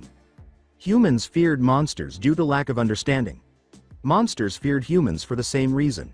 Both sides attacked each other because of this fear. The lack of understanding caused the fear. The result of that meeting had Luca make a decision. His faith in the goddess, or his dream of coexistence. He chose his dream and drew his sword at Elias, the one thing stopping coexistence from being possible. The fight lasted a long time. Angels and artificial chimeric monsters were led by Elias. The pure-blood natural monsters led by Luca and Alice. The fight was long and hard. Many times, the pure bloods were about to give up. Luca kept them from doing so. Giving up meant they had already lost without a fight. Angel Halo in hand, he was able to take out the angels. It did not seal them, like it did to monsters, but instead killed them outright. In the end, Luca and the monsters won. His reward? The satisfaction that coexistence was finally possible, and was achieved 10 years after the end of that battle. The bonus for him? He managed to snag the Monster Lord as a wife. He had 3 children. One was to be made into the next Monster Lord. The other 2, however, were mixed breeds. Their natural form was human, but could also turn into monster forms. They never used the monster form, but it was discovered, through them, that Luca had angel blood in him. It was why he was able to wield Angel Halo. One of his human children split off when he was old enough. That one carried the abilities of angels, and carried on that part of Luca's blood. The younger one stuck around and eventually, his line gave birth to the one we know as the Rokudo Sennin, but that's another story for another time. He gave Konohamaru a look. There are 3 reasons I told you both this story. Konohamaru, you don't know what being a leader is all about. Luca did. Alice knew what was needed, but didn't have the knowledge. Take a page out of Arubidi's book. Her kind suffered, so she suffered. That suffering was what led to her hatred of humans. When she finally got over her hatred some time later, her kin were happier. A leader is no more than a person with a higher position than those around him. A true leader acts alongside those they lead. They protect their subordinates. The Hokage is a leader. With what you told me earlier, I would strongly suggest one of 2 things. Choose a different path in life, or change your reason for becoming Hokage. That's the first reason. He looked over at Hinata. Reason number 2. No one is unbeatable. Anything can be won with the guts, determination, and the right mindset. The third reason. He turned his gaze toward the sky. I was once in the same position as Luca. Back then, people wouldn't know whether to call me monster or human. I have a curse, that is also a blessing. Luca fought for his beliefs when it came down to it, and so shall I.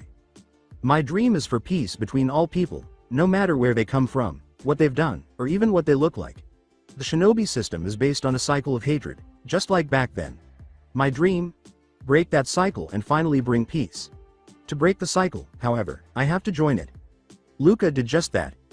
Luca is my role model. He exhaled. Luca is also my ancestor, through his older son. That's why. Once more, he glanced down at the tree that held the special Junin. His fists clenched as he said, that's why I chose to become Hokage before. To break the cycle of hatred that is the shinobi world. Just like Luca broke the cycle of hatred in his world, I intend to do the same to this one. Demon, human, angel, bloodline, no bloodline, it doesn't matter.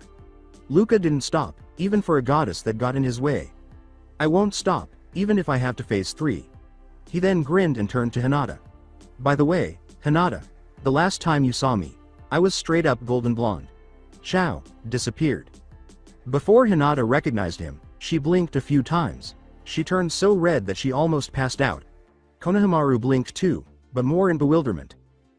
Who was he? Before fainting, she managed to utter his name.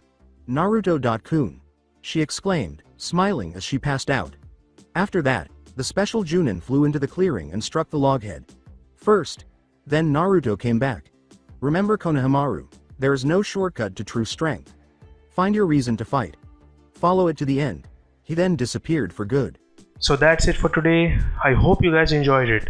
Don't forget to like, share and subscribe to the channel for more awesome stories like this. Thank you. See you all in my next video.